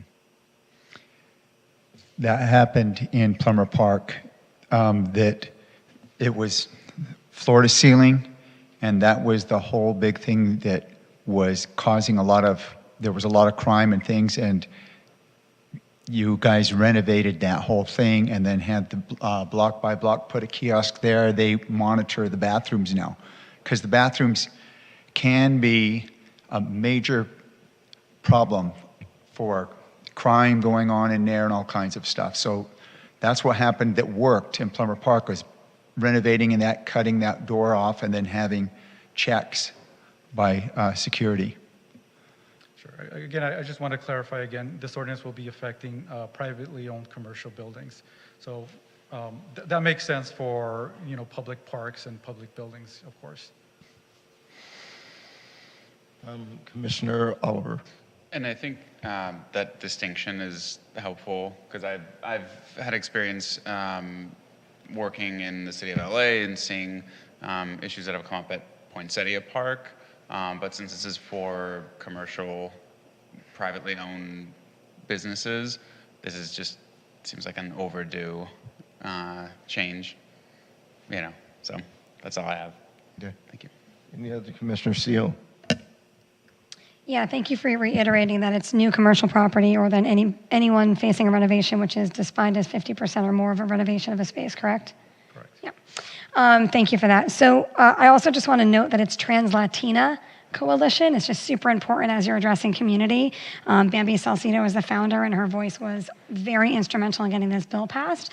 And so she is a Latinx trans woman who put a lot of work into this. So Trans-Latina, just so you know. I know the little at looks like a period. I'm super proud of the ordinance. I'm super proud of the city. I think if the St. Paul school system can manage it, I feel like West Hollywood can handle this. I think a lot of tremendous work has gone into it. I remember when it first came in and when the conversations first started, and I understand some of the concerns in terms of public spaces and parks. I think with our commercial businesses, it does go back to their business to manage, just like anything else, the flow of their business, the safety and security of their business. And it's just a progressive forward motion move for the city. It allows for not just inclusion for our trans and non-binary folks, which Corey spoke of in relation to the Holloway Project, and of course many, obviously, queer leaders speak about this on a regular basis. But in addition to that, this really services our disabilities community, and I think it's very important. It's Disability Awareness Month. We're celebrating this citywide, and to have there was someone who called in earlier, and I always take notes. I want to make sure I recognize Yola. Yola called in earlier about folks utilizing the restrooms and then not having a space to go. Well, this is a solve to that. These restrooms are also built to be a little bit larger. They offer more space. They can service the disability community rather than having one accessible stall. You've got an entire restroom, and this is really the forward motion our business community should be taking in regard to servicing our disabilities community. So I think that's extremely important. And also to adult caregivers, folks that are taking care of folks that need the space to do that. We've all been in these bathroom stalls where you can barely, handle the business of the day, let alone take care of another child or adult person. So across the board, I think it's a really great move, and I'm really proud of the city. So thank you for your work. Thank you. Any other questions? Vice Chair? I have a question. In larger spaces, and I'll pick on one that doesn't fit the bill, but let's say the Troubadour, and you have a large crowd.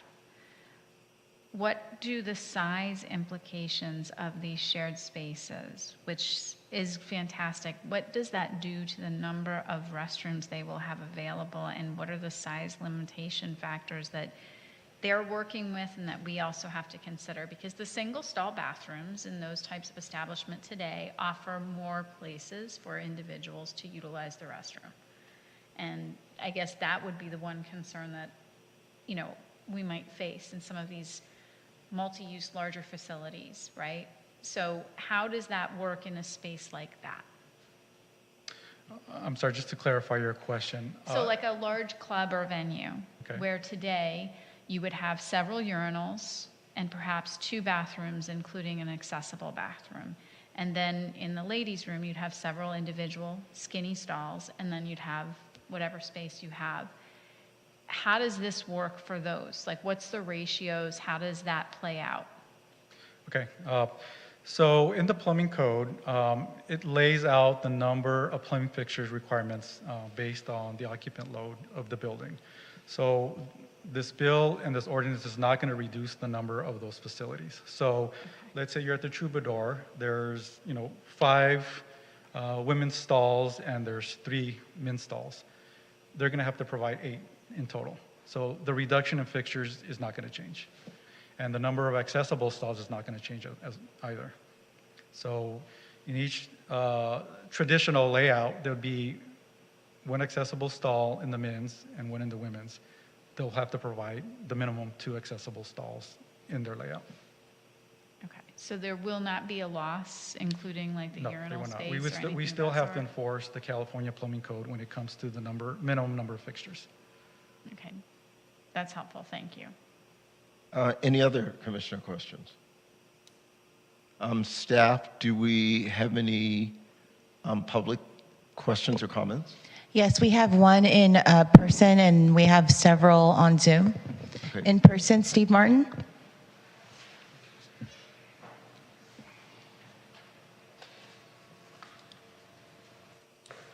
Steve Martin, West Hollywood. I think Vice Chair Balbone came as, well, I know this isn't the Planning Commission, but we may want to be more flexible when it comes to remodels.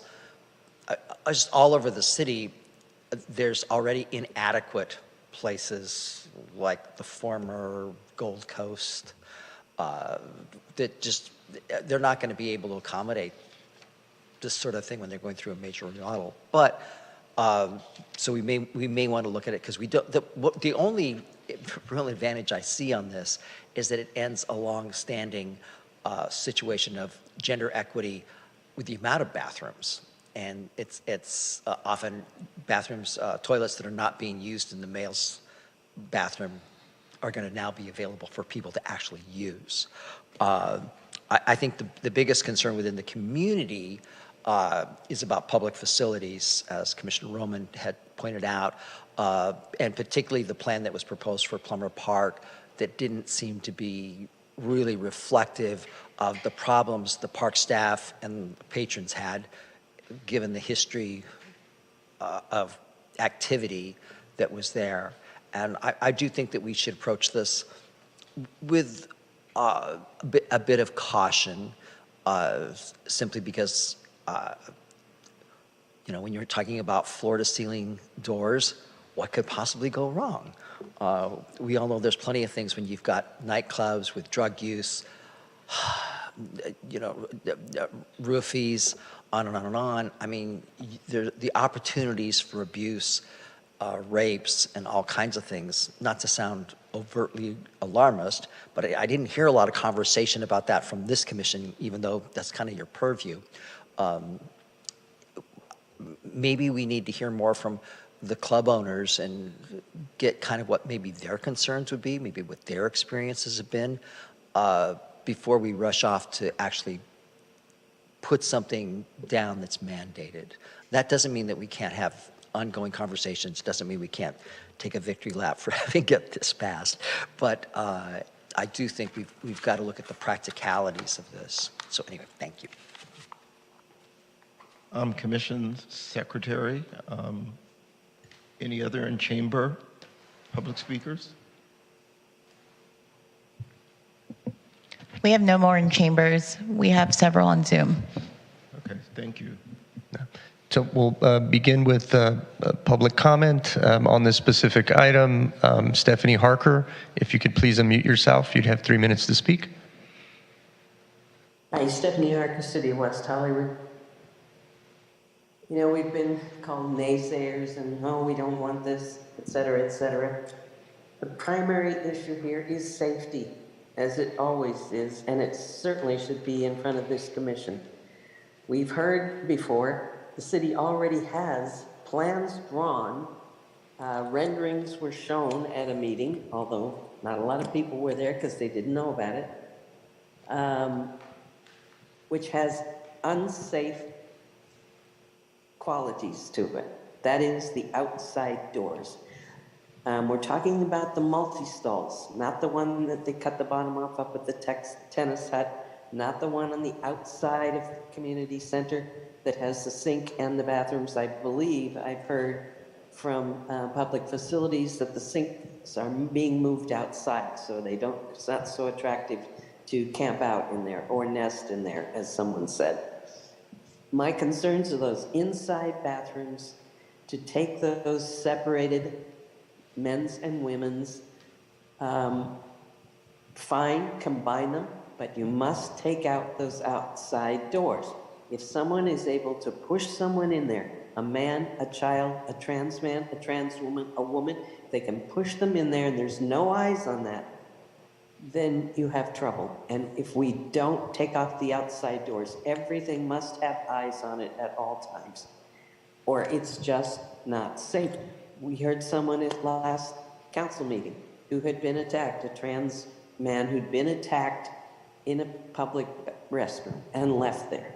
And it's just as plain as the nose on my face to see things happening that are not being planned for by leaving those outside doors. If you can close a door and be in with everyone, including men, women, children of any ilk, of any non-binary or binary, whomever it is, cisgender, it's not safe to have no eyes on it. Please look at those. I don't know if this commission has even seen the plans, but the plans are there. They've already been inked in. And if they go ahead with that, you're going to have issues that are not going to be appropriate. It just won't be safe. You know, I don't believe that the users of Plummer Park's restrooms have been, this has been brought to their attention. Have they seen the plans? Do the elderly women who hang out there in the senior center, do they know about it? Do the parents of the child daycare center there, do they know about it? Is it okay to throw everybody in there and not have eyes on it? Please, please, please make this as safe as possible. Thank you. Thank you, Stephanie. Next, we have Yola Dore. If you can please unmute yourself, you'll have 3 minutes to speak. Yes, thank you to the staff and chair and everyone. I'd like to ditto what my neighborhood person, Stephanie Harker, said. Safety is huge. And it's even a bigger issue when you're a person with disabilities. It's not a plus, it's a minus. You have no defense. When you're a senior, it's even more so. This has happened to me in a restroom. Ironically, they weren't gender neutral, but things like this do happen, and she is correct. Someone spoke about it at the last city council meeting. It happens to men, it happens to women, it happens to trans, it happens to everyone. So I believe the issue of safety and the design that has come forward are both huge issues. I ask you, please, to look at those things before it moves forward. Thank you. Thank you, Yola. Next up, we have Alpita Patel. If you could please unmute yourself, you'll have 3 minutes to speak.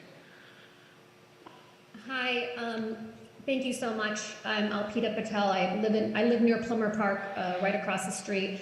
And I just wanted to also, I agree with what Stephanie and Yola are saying. As a longtime resident, I have an elderly mother who is with me 6 months of the year. And I agree that for women, elderly, disabled, trans, for everybody, the safety issue with having that door, if it's to not have a door that's closed from the outside, just so that there is some kind of visibility for either the public or anybody walking around to be able to notice if something does happen. Otherwise, I think it's great that we are providing some kind of equity for everybody. And that's it. Great, thank you, Alpita. Is there any other members on Zoom that would wish to speak on this specific item? If you'd like to, if you could please raise your hand or unmute yourself. Joel Mark, do you have a comment to make?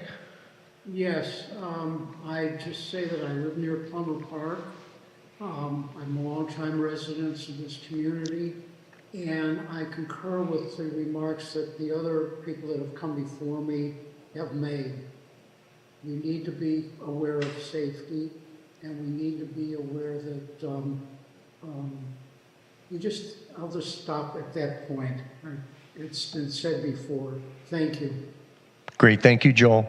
If there's anybody else who wishes to speak, if you could please unmute yourself or use the raise hand feature.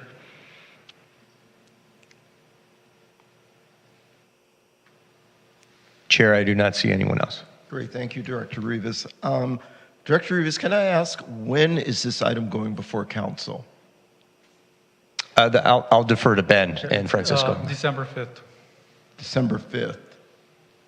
So I think we need to further this discussion here so we can make our recommendation to council on this item, because it's needed, but like the Holloway project, we have to get it right. I just want to clarify, because I heard the park come up a lot. I just want to make sure that we're talking about this. They're two separate conversations, correct? One is commercial spaces, and I understand that some concerns have been raised about that in particular. People are intoxicated at a nightclub, something like that. But then there's the park, but that's not part of this conversation. The park is separate from this conversation. I just want to clarify that, because I think there's been a lot of confusion. I'd like a clarification beyond the park. So I think what people said was they don't want an outside door to these facilities. And I've experienced gender-neutral bathrooms, and they don't have an outside door. Everybody's in there together.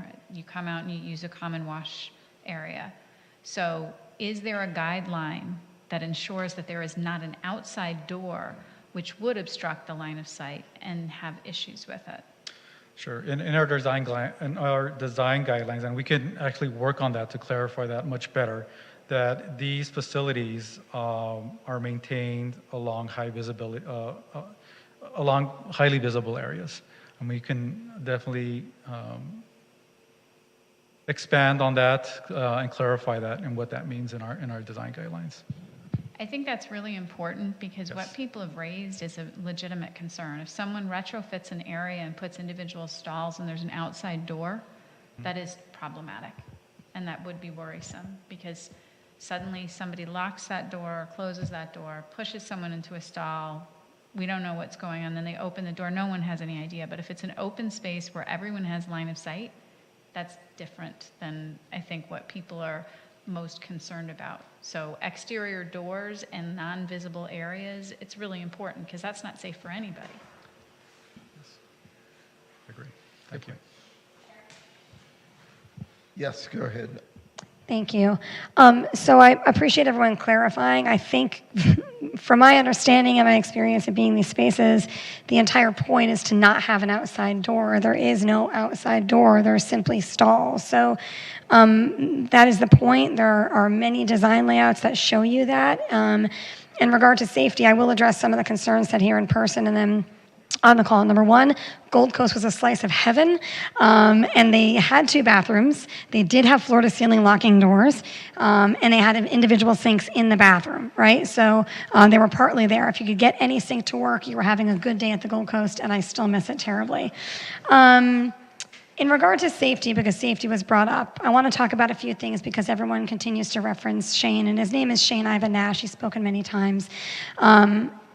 Talking about people not having eyes and talking about sexual assault in regards to safety. So first and foremost, Shane was sexually assaulted in one of the West Hollywood nightlife establishments and has the 2nd highest rate of drink spiking sexual assaults.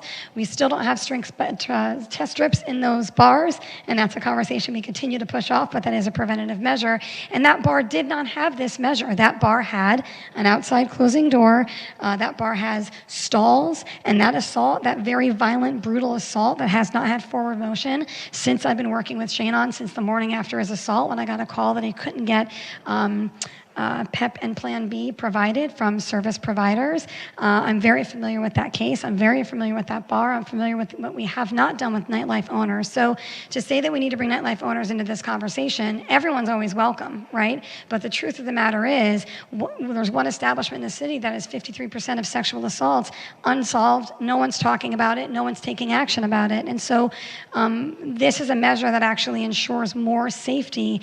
And if anyone that's here or calling in wants to go, I'll be thrilled to take you to Revolver during a happy hour or any of the other establishments that already have some semblance of this in the city that you can see and understand what it is to be in this space. It is safer. It is a safer environment. It removes the hand washing and the hanging out to a communal space. It is has traffic in there that makes it nearly impossible for the things that you're concerned about to actually happen. It's a preventative measure, I feel, in this direction. And so I'd encourage you to go to some of the spaces in the city to see them. If you want to email me, it's WehoCommissionerSteele@gmail.com. I'd be thrilled to take you and show you so that you understand and don't conflate it with the park, which I understand the concern on. But in regard to restrooms, sexual assault, and nightlife, you certainly know that I talk about it enough. I'm all over it, and I'd be thrilled to make those delineations for you. Thanks. Any other comments? Just one real quick one. I think that what we've heard could happen in any building. I don't care if it's commercial or whatever. It's the same kind of things. And you can just, I really like the idea that Steve Martin brought up. We should be talking to the businesses, the business owners, talk to the existing ones, talk to the McDonald's. Talk to the old Starbucks, talk to the Sunset Plaza, all of those bathrooms. I've been in all those bathrooms. There has become trouble in all of those bathrooms. So I think it's really important to get the perspective of all of the businesses too, because they know a lot more about what's really going on out there than we do.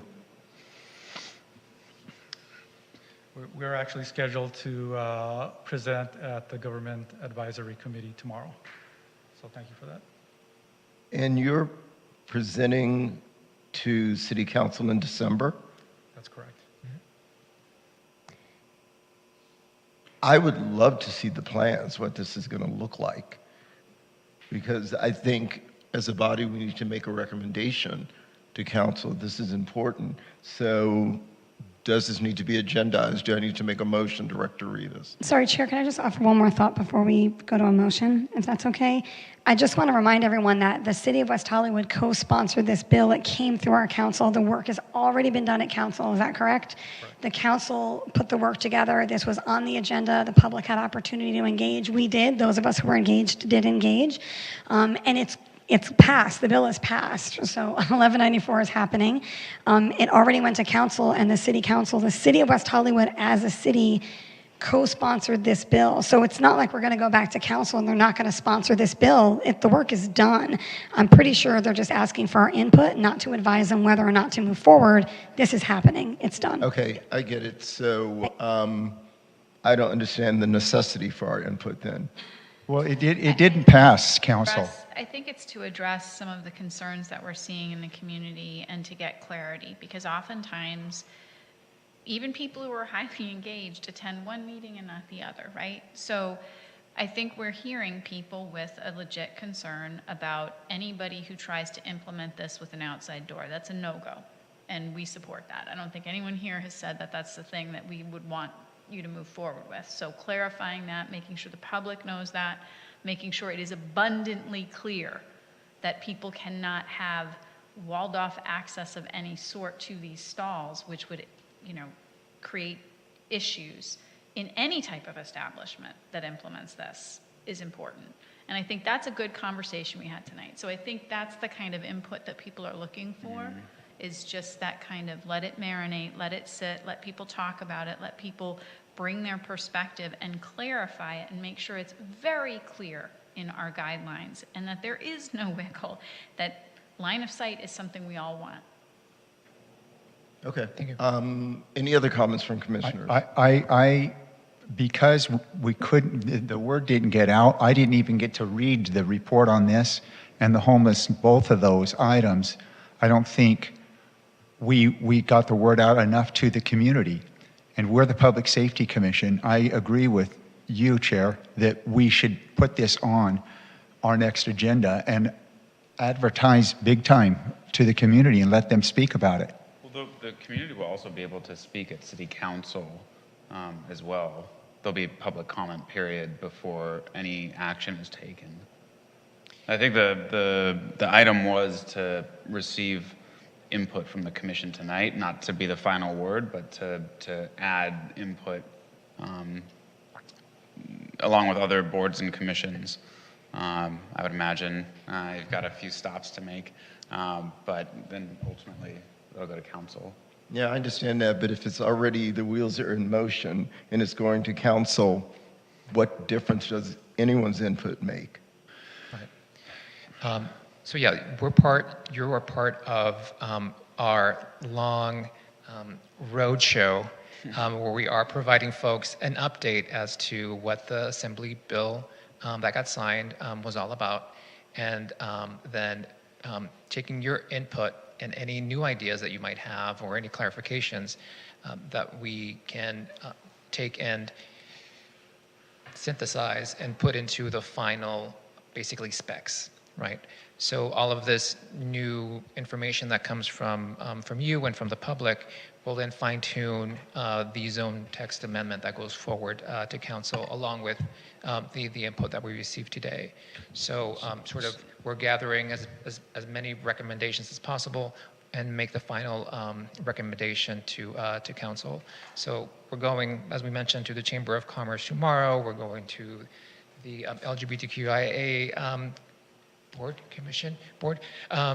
on Thursday, and then Planning Commission and a series of other boards and commissions. So this is just sort of one of the feedback opportunities that the community has to provide us with any of those concerns. So we're taking as much of that in, synthesize it into the report to council, and then they will make the final determination.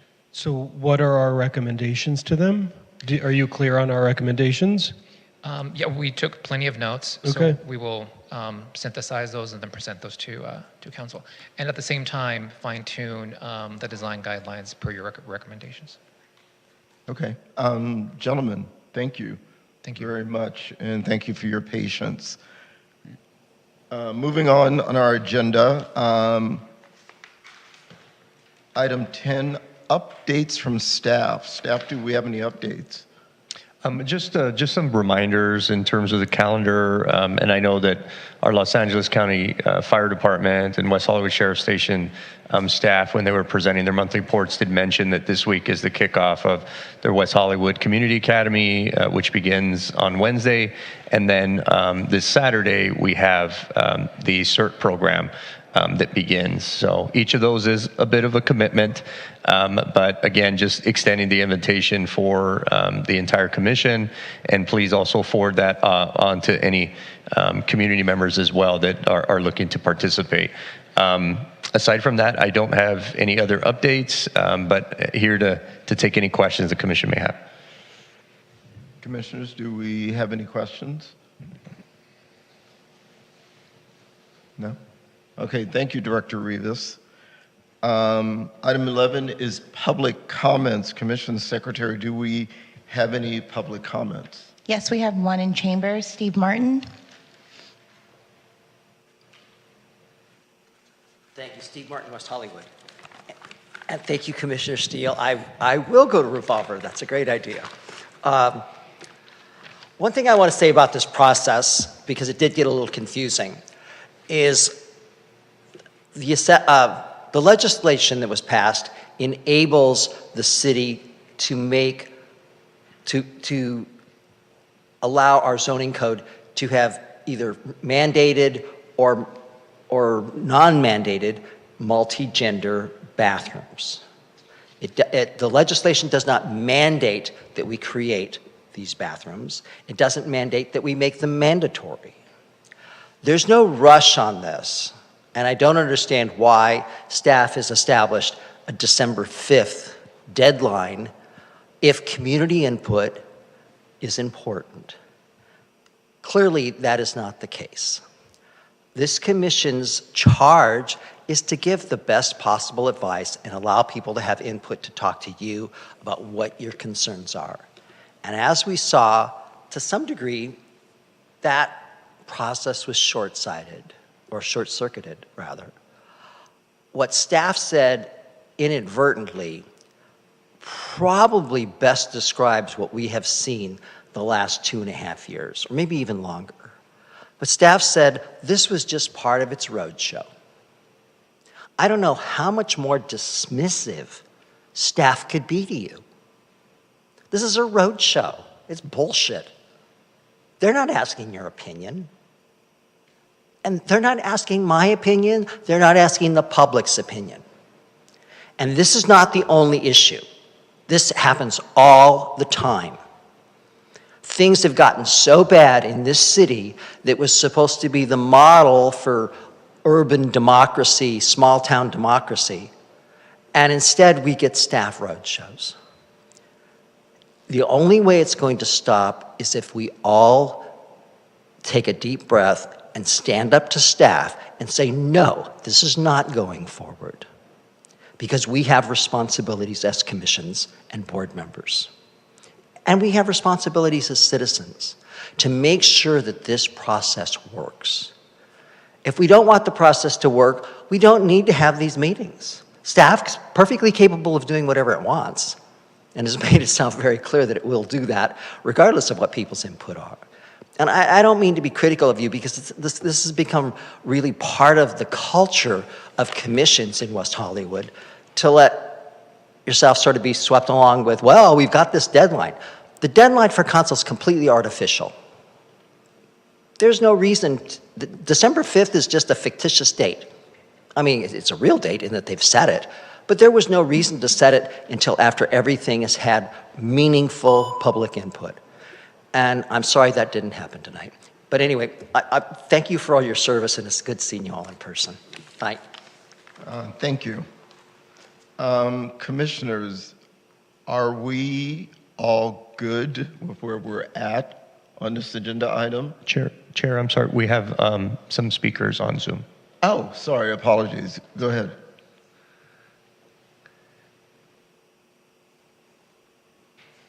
So Kathy Blavis, if you could please unmute yourself, you have 3 minutes to speak. Hi, thank you for that. Kathy Blavis, City of West Hollywood.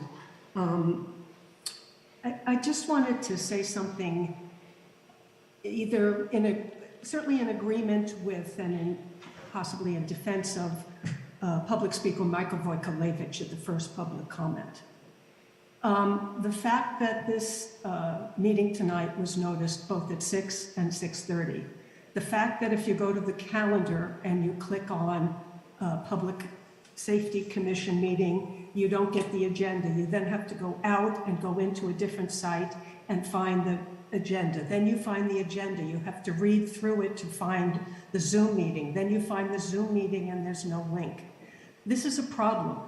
And the fact that all of our meetings don't have exactly the same ability to click once, get the agenda, click on a link that takes you right to the Zoom meeting is at the very, very least frustrating. Michael, I agreed with him 100%. I was so frustrated that I couldn't get on. I kind of walked away, and if Stephanie Harkin hadn't persevered, I wouldn't have joined in this evening. The other thing that Michael was mentioning, and I know this because I've spoken with him, he believes he got some illness from working in the community garden at Detroit, from possibly a mouse, and then he went on to state a safety issue, a public safety issue. That, and this is the first I'm hearing of this, that there may be a rodent problem at Ralph's, which is not far from the community garden. So the fact that he didn't get beyond his 3 minutes, the fact that he got so frustrated is frustrating for me, for him, because again, just getting on to the meeting is frustrating enough.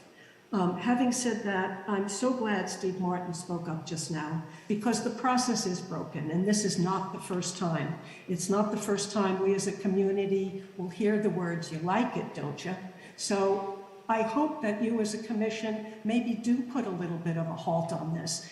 Is this also, and I'm using the words that Steve Martin used, that staff used, is this roadshow also taking it to the Disability Advisory Board? No disrespect towards anyone, but this is important, and how it is achieved is vital. The safety of how this is achieved is vital. So thank you all for your service, and thank you for letting me speak. Thank you, Kathy. Are there any other members on Zoom that wish to speak? If you do, please unmute yourself, and you'll have 3 minutes to speak. Chair, I don't see anyone else. Okay, thank you. I have mixed emotions here. The presentation was obviously great, but it came across as we're just letting you know what's already been decided and what's going to be done. So I again don't understand the point. I think we should be a little more involved on this topic. And we're now at, commissioner comments. So this is my comment. I mean, I really would like make a motion to agendize this item for our next meeting. Yep. Second the motion, Chair. Sorry. Okay.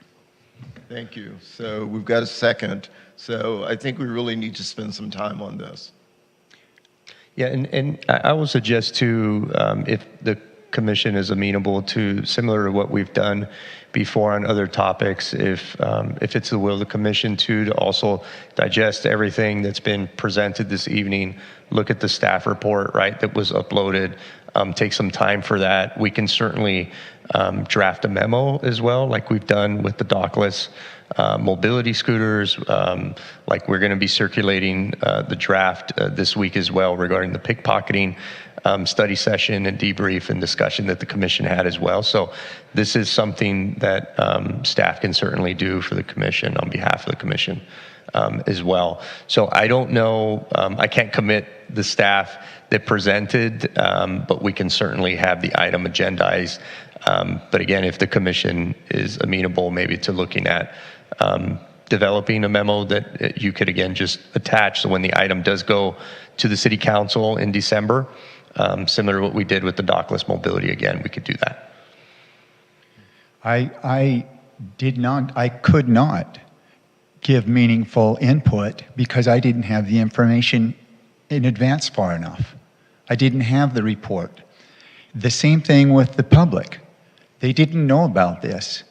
And some of them could not get on. Even if one person could not get on with a password, they didn't get a chance. So it's probably a Brown Act violation, or because they didn't have a chance. They couldn't read the report. Victor emailed us and he says, "Where's the report on this? I can't even read the report." And that was only a few days ago. It wasn't 72 hours.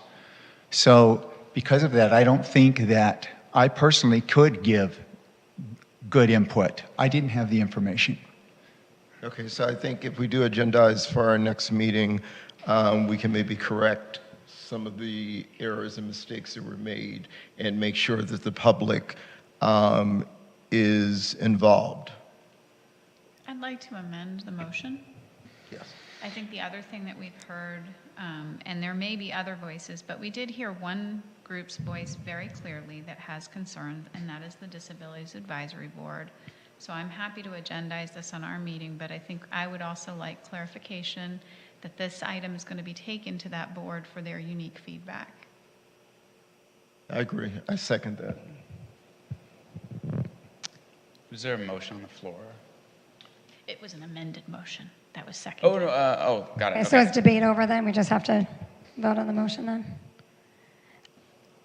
I just don't know what work this body is going to execute between now and then. I think we've had a lot of public input. It was all heard. It was all valued. This has been ongoing since May 3rd of 2021. This has been to council. This has been to other bodies. If you could look at me and say, after today, I'm going to go to long-range planning. I'm going to have these dialogues. I'm going to visit every bar in West Hollywood. If you could say to me, if you could look me in the face and honestly say, this is the work that I will commit to this issue between now and then, I would find it believable. If not, I find it an item that we kick the can down the road, we come back, zero personal effort has gone into it, and we hear maybe 4 more people than we did tonight when they have the opportunity to talk to council. And I'm not saying that council, we just agree blindly with council or do whatever they say. I'm saying the city of West Hollywood as an entity would not go through the trouble of co-sponsoring a bill with the state of California if they weren't going to see it through. They're going to see it through. And I think we got really robust feedback about fears, about inclusion for the disabilities community. And we were also told it is going to all these other bodies. I just don't know what more work this body feels it can commit. Move it, agendize it. It's fine by me if that's what you all want to do. I just highly doubt, sincerely, that there will be a robust input of work between now and then. We couldn't even agendize a sexual assault and nightlife safety, and that's something that we've had before us. But now we're agendizing something else for another stacked meeting. I'm just concerned about bandwidth. Well, I think some commissioners do have concerns, so I would like the motion to move forward. And the concern I think that I think is valid is the report in terms of the noticing. That's the only thing that I would say is definitely compelling on this. But I do think mischaracterizing a dedicated municipal professional's words, in my opinion, for political reasons, is that he was going on a roadshow as a tongue-in-cheek way of describing the fact that he's going to give the same presentation and ask for the same input from every board and commission. That wasn't to say that this city doesn't value the public's input and that it's not being heard. I think that was we owe it to the people who come to work in our city every day and who work on these to work respectfully with them. And I didn't find that to be respectful. So if we need to continue discussion, and if it wasn't noticed, that's one thing, but I think we need to work collaboratively with city staff, not in an antagonistic way. I agree with you in general, but I don't find it collaborative to get things late, and I don't have a clear understanding that it is going to every board or commission. So if that's the case, I'm good. That's why I want it to go to the Disabilities Advisory Board, so their unique feedback is heard. Happy to have that. They can speak to things that I don't understand. They have fears that I don't have.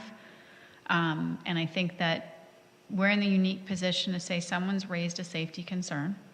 Absolutely. It should be heard. And I think if it goes in December and we talk about it next month based on anything more, or we just put down what we think, which I think the one thing that we've talked about here is making sure it's very open space, I don't think there's any harm. So I do agree with Commissioner Steele, though, that we have an elephant in the room of a topic that we have been trying to get wrestled to the ground and get progress on since last year. and there has been a lot of pushing on it, but I don't think we're there yet. So I'd like to see if we can commit to what we want to do on this agenda item, and then I would like to figure out how we motion for that work, because it's still, in my mind, hanging out there. Director Rivas. So will we have this on our next agenda? Is that what I'm hearing? So, I mean, it sounds like we have consensus then from the majority of the commission to place this item on the agenda. Never think so. Yeah. Okay. And just to clarify, that there was no Brown Act violation, and the noticing and posting requirement has to do specifically with the agenda, not staff reports.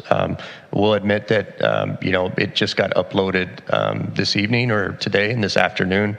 So that obviously does give a short period of time for the commission as well as members of the public. So I just wanted to clarify that. In addition to that, I did pull up what you guys have all hopefully on your screen, and what you're seeing on the projector is our Public Safety Commission website. This is the city's website. I believe what folks are referring to is the 6:30 p.m. that's reflected there. So as I mentioned before, the 6:30 p.m. that's reflected there is in place because that is what's reflected in our Public Safety Commission bylaws. So we went over those bylaws at least at 2 different commission meetings. And so when somebody clicks, which I'm going to do now, to current agenda packet, now this post, this is what folks have on the agenda this evening. You can see that it lists a special meeting at 6 p.m. And so the reason why it's termed as a special meeting is, again, given the fact that the meeting is starting at 6 p.m. as opposed to 6:30. So that is the reason why we have that. But the 6 p.m. is listed here. If I go back to where we were at on the Public Safety Commission website, if you scroll down to upcoming meetings, you will see the next 2 dates of the commission. We do have it listed at 6 p.m. because, again, that's a consensus that the commission has made in terms of even recommending that we change our bylaws. If I go back up a little further, under current agenda packet, you have meeting agendas.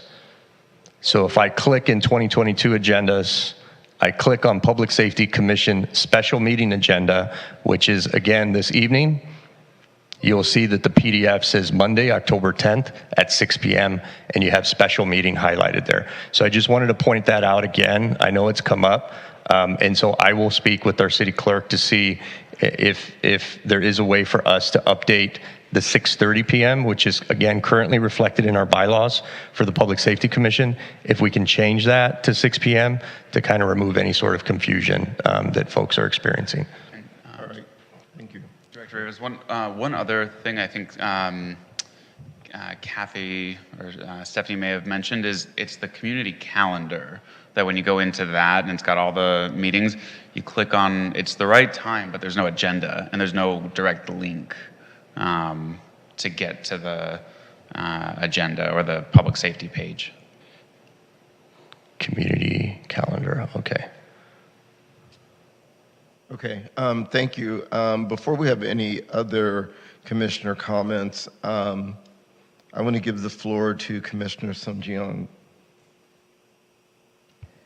Hi everyone, I just wanted to share that this will be my last Public Safety Commission meeting before I head back to finish my PhD. And I want to take the opportunity to thank you all for this incredible learning opportunity, to thank you to staff, thank you to City Council. And I'm really proud of what this experience symbolized, which for me is what's possible when these opaque contracts and safety interventions and budget decisions are exposed in the court of public opinion. And I also want to be really clear that this experience has also unleashed a completely overwhelming amount of hate, misinformation, racism, and misogyny. We've seen just this weekend how supporting racist policies actually does have a root in racism. And there's no other way to describe what it means to call a city council member's young black son a monkey and to talk about beating him up. And so West Hollywood is not immune from this kind of behavior. And it started with a local blog that reached out to me describing their personal fascination with me, not the substance of my ideas, but me, and then dedicated way too much time into crafting a caricature that I do not recognize. And it's not normal for a head of the largest sheriff's department in the world to go on Facebook Live calling me a woke wonder.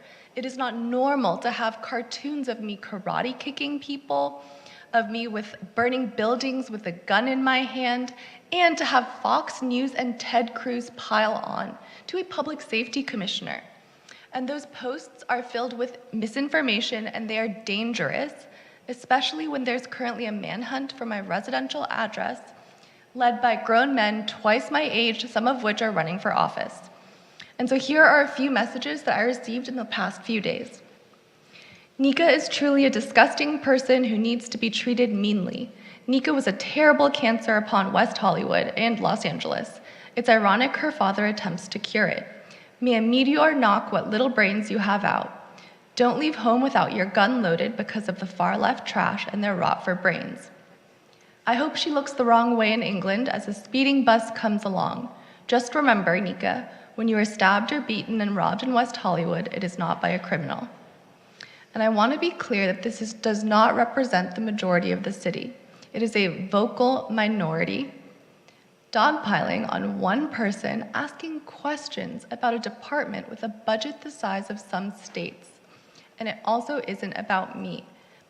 It's a misconception that one member of everyone here in this policy recommendation body has completely ruined a city. And that can't be fixed by a few civics lessons, but it can be fixed by addressing constituents.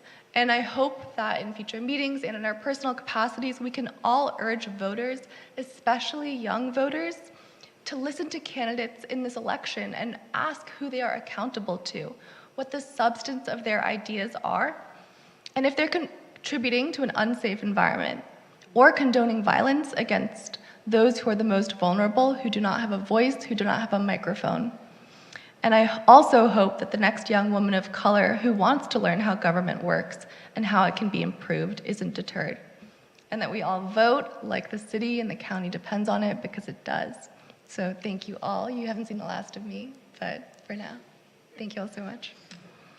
Thank you very much, Commissioner Sojian. And I think I can speak for the commission. Even if I can't, I will. We all wish you the best in your studies and moving forward. Any other commissioner comments? Yeah, I just want to say, Commissioner Soon-Shiong, I loved working with you. You taught me so much, and I will miss you terribly, and I wish you the best of luck, and thank you for helping West Hollywood become a better city, because you really have, and you taught me so much, so thank you so much.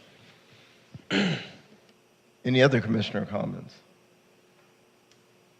Commissioner Seal? Yeah, thank you so much. I also just wanted to thank, we didn't serve together that long, Commissioner Soon-Shiong, but I've seen what you're talking about. I've spoken publicly about what you're talking about. I've spoken about it at council. I've asked council to take a stand about all of the bullying, and we hear so much about it. And even tonight, there's questions in the room of, you know, there's misinformation. Well, don't shrug your shoulders and say there's misinformation. We're all adults. We all have a voice, and we all have a responsibility to community. That's why we're here.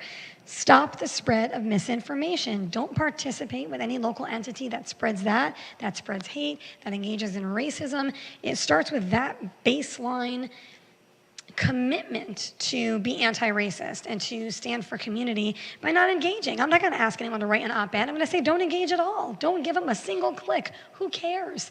It's a blog. Who cares about a local blog filled with misinformation with about 7 commenters? My dog has more followers. It's not that interesting, period. At the end of the day, we all have this responsibility, and I just wanted to stress, I agree with Commissioner Oliver. I think the roadshow thing was a side comment. You know, you can't be 50-50 on hyperbole, right? You either are against it or you're a part of it. So you can't stand here and say, we have to be transparent and we have to communicate fairly with people and then participate in hyperbole. And I will say it if no one else will, participate in the actual manhunt to find this woman's address, which you did. Have accountability. You're running for a public seat. It is dangerous. It is toxic. I reached out to the city clerk and asked to confirm that none of our addresses are publicly available. The fact that people people think they have this right to access to people is outrageous. This is a civil servant volunteer position. What is it, a $75 a month stipend? Okay, where are we going with that? What access do you think you buy? And then I also just want to remind everybody that the only person that you can demand sobriety from is yourself. You cannot demand sobriety. Most of you wouldn't demand it from your family or friends, let alone strangers you have no connection or commitment to. It's outrageous, it's gatekeeping, and it's unnecessary. We're better than this. If you aren't familiar, West Hollywood has a robust and wonderful sober community. You can reach out to Jimmy Palmieri, one of the founders of the Tweakers Project, Robert Gamboa, who also built Sizzle and Boom, our huge sober programming events, and a lot of other efforts to protect and engage a sober community throughout the year. And I'll respond to, have you ever lived with an addict, to, yes, have you ever loved one? Have you ever loved someone that's lived through addiction and watched them fight stigma for years on end? We have a responsibility to do that, and public safety means keeping our public safe, including from stigma, hyperbole, racism, and all the other bits. And I'm just wildly proud of a lot of the folks that called in and shared their opinion. I want to thank them and everyone else. Good night, goodbye. Okay. Commissioner Oliver. Well, I just want to say thank you for your service to the city. There aren't two people on this commission who are going to agree on everything, and that's why there are 7 people sitting here, so that we can bring all of our ideas to the table. And as a West Hollywood resident, I'm sorry for the kind of hate and vitriol that you received. That's abhorrent, unacceptable, and there's nothing else that can be said.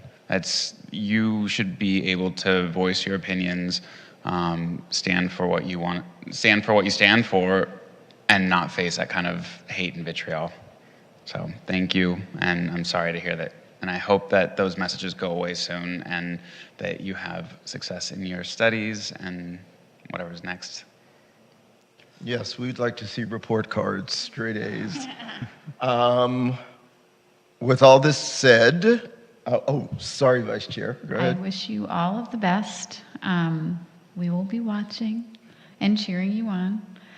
Congratulations on finally getting back to your PhD efforts after COVID. I know that that's been a major goal. And just, one of the things that I think is really, really important in life is the ability to work side by side with people who you don't always agree with, but who you see as a human being, who you can sit side by side with and talk with.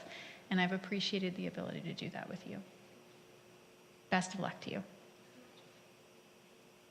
All right, commissioners, thank you. City staff, thank you. And with that said, we are adjourned until our next meeting on Monday, November 14th, here in Chambers at 6 p.m. Good night.